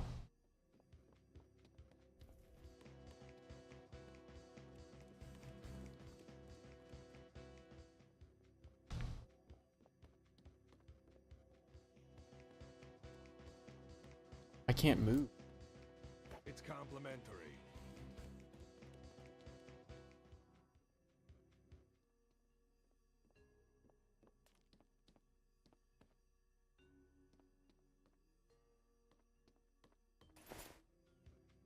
I'm making it out. Do your worst, I'll be back.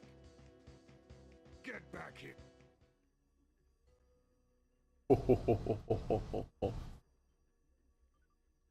Oh, my bad. What's up, Apophatic?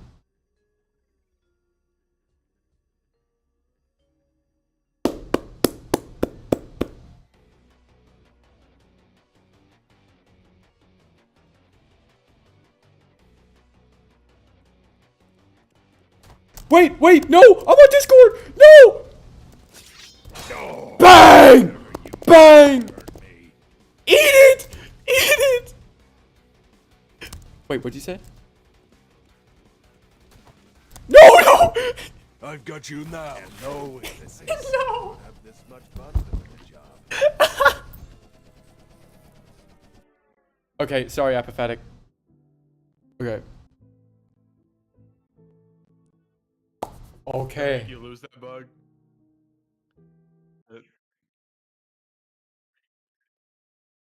He would have baked you, bro.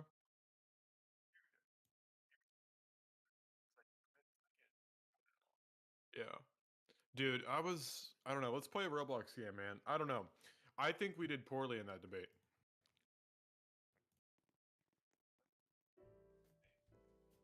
I think that we did really bad. I think, okay. I think they still lost, though. Even though we did really bad, I think they still lost, and I'll tell you why. I got Leo to say the thing, bro.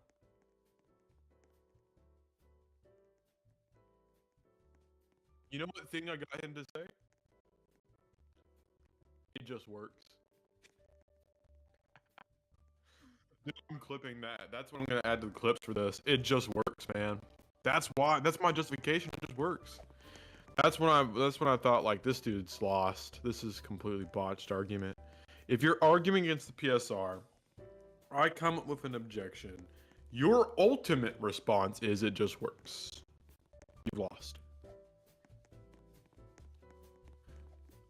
Sure. You want to stream it? Yeah, I ended my stream. Yeah.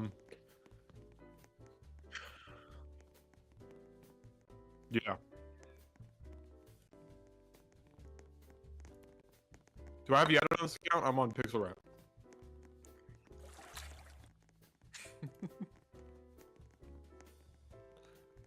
But I made him lose on that. Oh my god, when he said that immaterial abstractions subsist within material brains, that was the funniest thing I've ever heard. That was so dumb. What do you think about that?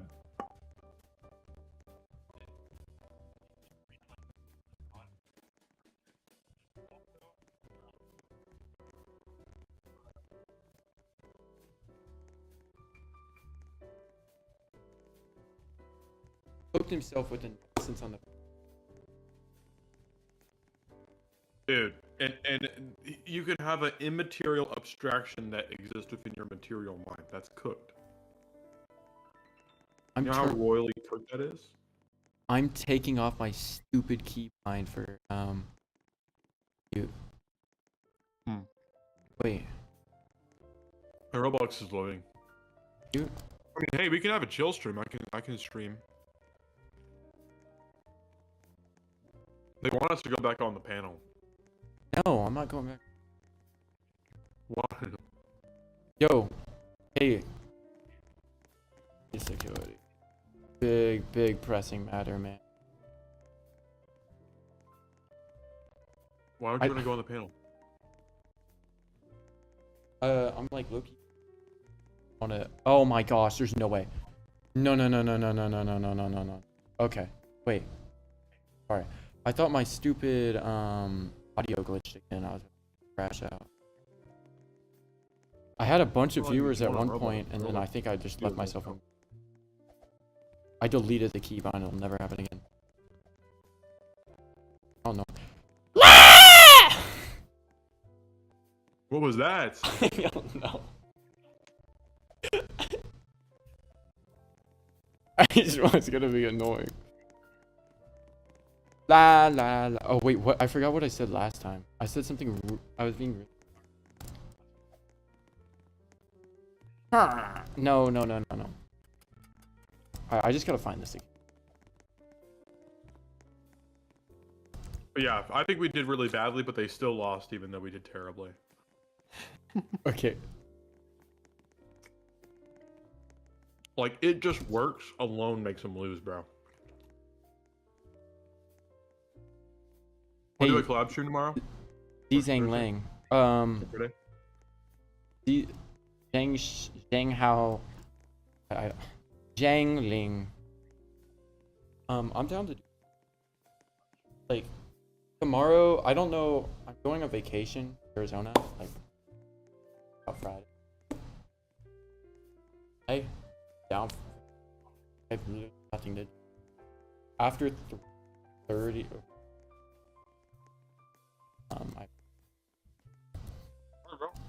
Yeah. Let's do a collab stream. Okay, we need like some good games. What can we rage bait on? I would say ERLC, but I'm permanently banned. Unless I get on my alt. My Roblox would work. ERLC trolling is like neighbors. My Roblox isn't working. Like whenever I open a game on Roblox Studio, it instantly closes and Okay, hold up. yeah, let me delete and I'm reinstall. hopping on podcast for light second. I'm just based on podcast. Find your match 18 plus. You're saying I could get Huzz on Roblox? This is. I can't. That's diabolical. Which race is superior? Oh, yeah, well, we could do a collab stream and go do like we could do like a. Can you hear me? Yeah. Can we do like some TikTok invasion tomorrow, or we can do a TikTok invasion and a Roblox podiums invasion, or like a podcast. You know what? Bet. But we have to play Roblox after. Ask questions Okay. about Islam. Look deep. Hey, look, my husband's in the chat. No. Yeah. Wait, hey, That's good. Tape, why'd you block me on Discord? I'm leaking our DMs. Forgot what I said. You're weird for that. Bro, I was like, defend my honor because I got freaking muted or something. She blocked What's me. your freaking what? By the way, Orthodox, I got unbanned. There, people let a revolt. I can't join podcast 18 plus. I'm not ID verified. Okay, never mind. There's normal podcast is more people, but like, let's not debate right now. Oh, you can't join. You want to troll? What'd you say? We don't have to Troll? troll. Yeah, Podcast let's do is not always neighbors. 18 plus. Is it neighbors the Podcast best is not trolling always- game? No, let's go to normal podcast. Just show Okay. me. Dude, 18 I plus. think I have these skins count. There's like no filter. They're literally debating I can swear. racial supremacy. I can swear. On 18 plus, yeah. Dude, now if you have two 18 plus accounts, you can literally say the hard R in the Roblox side chat. Like, there's actually no limit. on the Oh, party. that's hilarious. All right, I'm gonna groom. I'm gonna become. let's a talk about Roblox Jesus. groom. Let's talk about Jesus.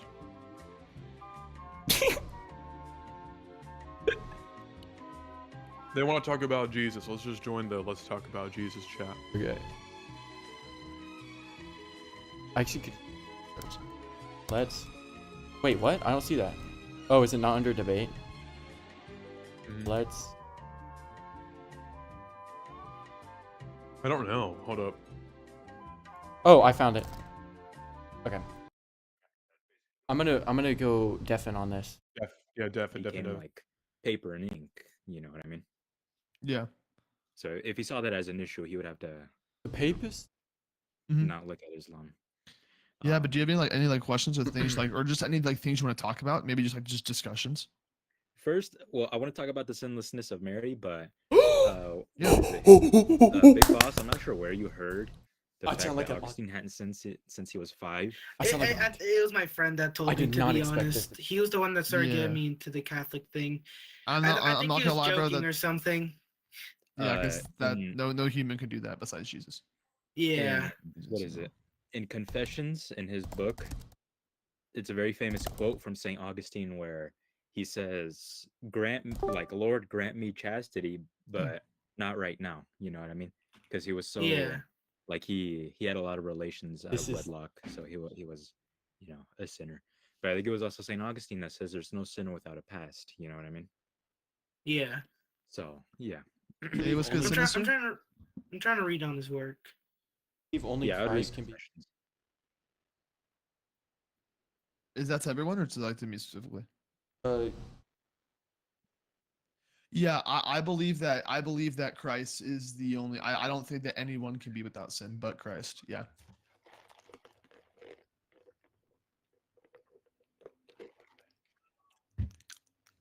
So What This does would be I- the justification for that.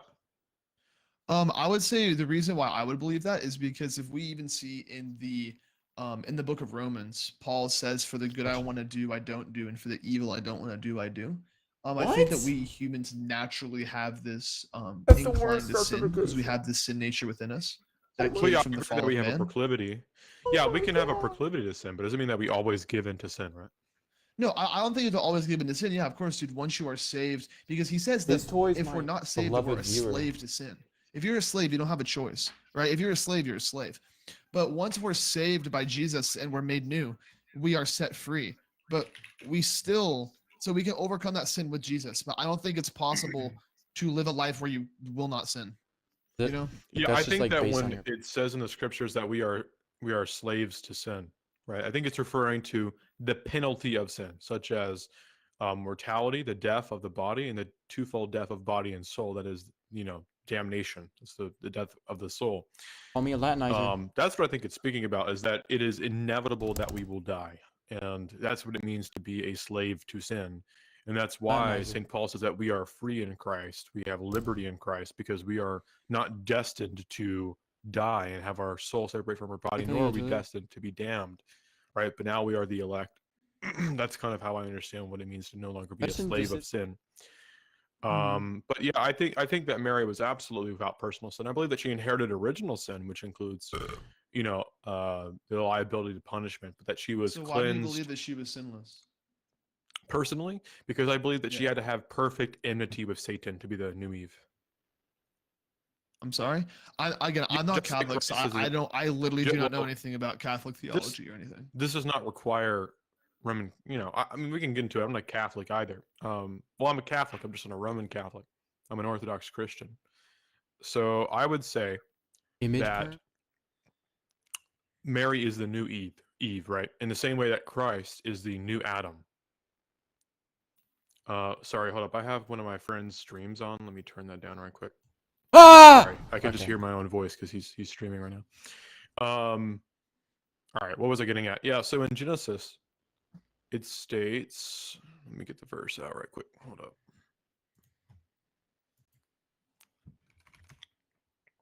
He's ChatGPTing, ban him. Yeah, I just gotta search for the verse. What's up, new guy as well? Genesis. Yeah, Genesis chapter 3, verse 15. I will put enmity between you and the woman, and between your offspring and hers. He will crush your head, and you will strike his heel. So, essentially, there will be enmity between Eve and Satan, right?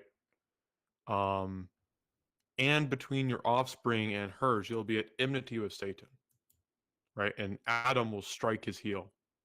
In order for Mary to be in perfect enmity with Satan, it is required that she be sinless. Because if you're not sinless, then of course you're in bondage to Satan, right? Yeah. Wait. Oh, what? Sorry. How would the new Eve? How would Mary be at perfect enmity with Satan if she had personal sin? Dude, I'm gonna be completely honest. I had to, no, hold up, dude. I had to mute because I got a call from someone important. Could you repeat what you were explaining? I'm so sorry. I had to mute my mic because I had someone was calling me. In Genesis chapter 3, verse 15, Yeah. it states, yeah, I'll repeat it again.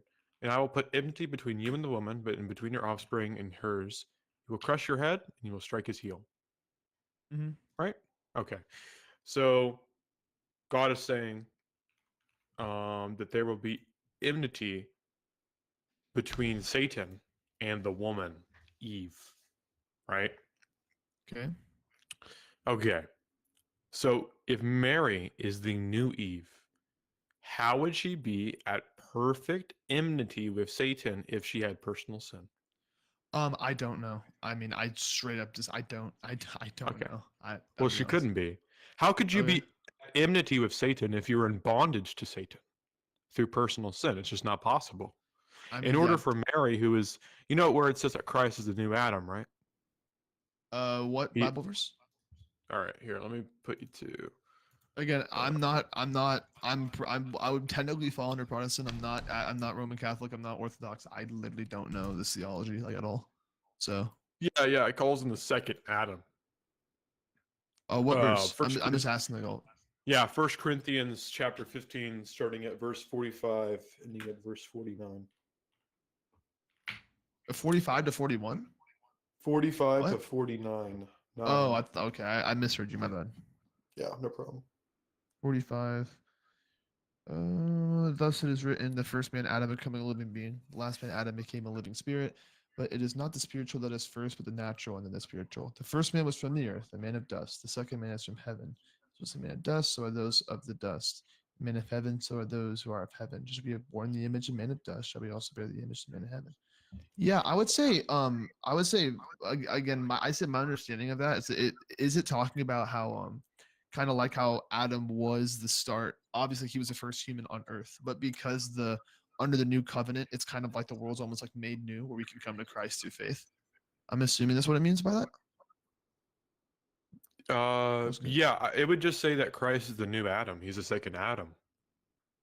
Well, yeah, I would say it's from my interpretation, it'd be more like it literally says the first man was of the dust of the earth, the second man is of heaven, right? Yeah, because again, from my assumption, it would be talking about under the new covenant, we are made new. What are we that talking about? We no longer have to live under this law. So the same way that Adam was of before. Again, this is my understanding. I could be wrong. I'm talking. Let's just say we were made new. All it says is the first man Adam became a living being, the last Adam a life-giving spirit. Right? Yeah. Okay. So it's just saying that Christ is the new Adam. That's all it's saying. Okay. This is also echoed in Romans chapter 5, verse 12 through 21. Just as sin and death spread through one man, Adam, so also grace and righteousness come through one man, Jesus Christ. Okay, that's talking about us being renewed. Right? Mm-hmm. So essentially, if Christ is the new Adam, we believe that Mary is the new Eve. And in virtue of her being the new Eve, she has to be at perfect enmity with the devil, with Satan. How can a sinful being be at perfect enmity with Satan? I mean, my assumption is you're going to say that she can't. I would just say, I don't know. I mean, again, I don't really not educated on Orthodox theology, so I don't really know how to respond. I'm just kind of learning from you, I guess. Okay, And yeah, I sure. So literally that's why just we don't believe know that how. marriage is sinless. There's multiple reasons. That's just one of them. Right. 'Cause I'm not gonna lie. I honestly, I don't want to be mean. I actually do have to leave. If you want to, I can make you a mod, and it can make you host the server. You can like change topic, or you can keep it as if you want. Oh, sure. Me and my friend Bug, we're doing a stream and we're going to different panels. So, you know. All right, dude. Bet. No. Anyways, it was fine. super nice to talk to y'all. Though it's actually really interesting. Peace out. I God haven't really bless. talked to many Orthodox before, so I actually kind of enjoyed that. All right, you have a great night, though. Yeah. Peace out. God bless. All right, see you, bro. Yo, Hello, Abdul Masih. I couldn't watch all of the debate, but Abdul? it was good, there? man. Yeah, hello, can you hear me? Yeah. I can hear Yeah, you. I watched your debate, guys. Yeah, I can hear you, Abdul.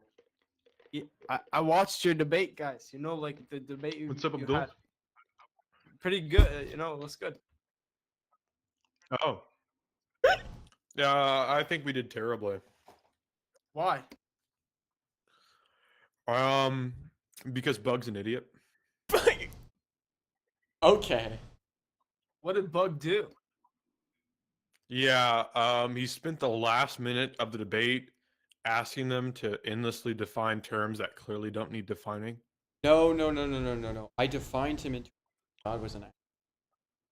Define arithmetic.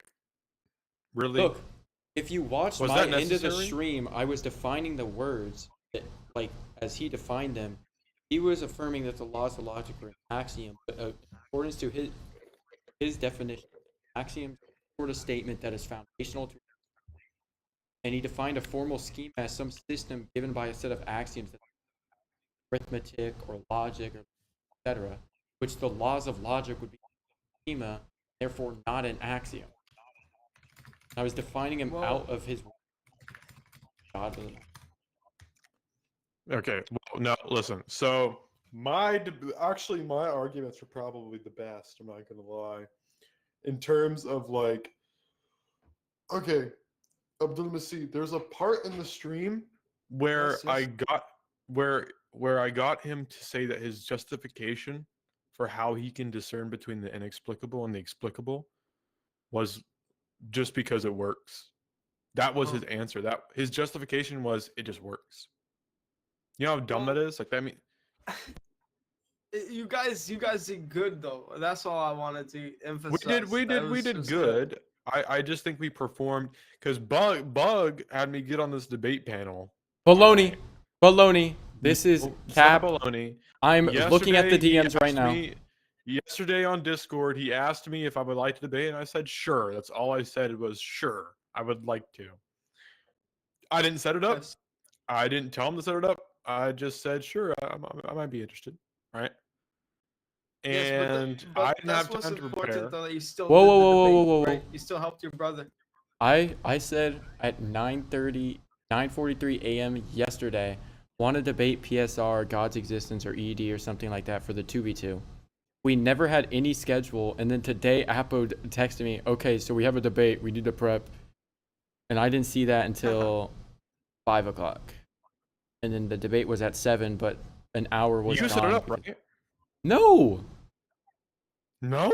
Oh, I literally I was gonna wait to set it up whenever I was like had more time. Who told Taco that we were having a debate today? Taco got you with Taco's the crew had to oldest be strat dealt in with, the though. book, bro. That's what he always does. I'm just glad you guys dealt with Taco and Wait, his crew. so you're telling me you didn't set up this debate? No. No. I didn't set up the debate. I didn't even ask Taco to do it. Oh, Sadir. Hello, Sadir. Request up. We'll allow you up. Sorry, I haven't been checking. I was just gonna say I was quite happy. Those guys needed to be dealt with, and you dealt with them good. You know, I don't be putting too much shame on him. You know. Thank you for enjoying our performance in the debate tonight. I wish I would have got some super chats, you know, because I'm broke out here. Well, hello there. Hello. Hello. This tape? Yeah, what's up? Hello, we're talking about Jesus. Yeah, well, not right now. It's not the topic, but sure, we can talk about Jesus. What's up? Well, he's a lovely man. You know, we go way back thousands of years ago. Rolling, bro. Yeah, this is L. This is an L troll. Come on, at least learn not to laugh. Hey, Like, come on now. He's a lovely justify your man. epistemology. Justify your. I'm gonna be Jay Dyer right now. Justify your He was epistemology. a lovely man. I'll tell you what. Yeah, you're like, an bro, idiot. come on. You're an idiot. Can't justify your epistemology. Being Jay Dyer right now. Mr. Kneecaps. All right. So yeah, the debate went well. I liked it. I'm so happy for Yeah. you. Thank you. Can you Don't please be speak too more harsh Southern? on Bugsy. Why? Roblox, why? Oh my. I said you're an idiot. It's not that deep. Oh, no. Okay, by the way, just for the record, I did not set this debate up. I was gonna do Wednesday, but I never respond to him on the 17th. Then, without me responding, he sets up a 7 p.m. time. And I didn't see it till between 5:05 and 5:14. Set it up by himself, bro. This is tragic. Now I'm VC banned. I'm retiring, bro. I think that's where we're gonna end the stream for today, honestly. It's been 3 hours. 3.5. It's 11 o'clock. Alright, this is where we're ending the stream. Appreciate it. Appreciate y'all tuning in. Make sure you're doing your prayers. Make sure you're going to church. And I ask that y'all How's keep that praying for me. VC band doing, buddy? God bless y'all. See ya. See you guys. I love you.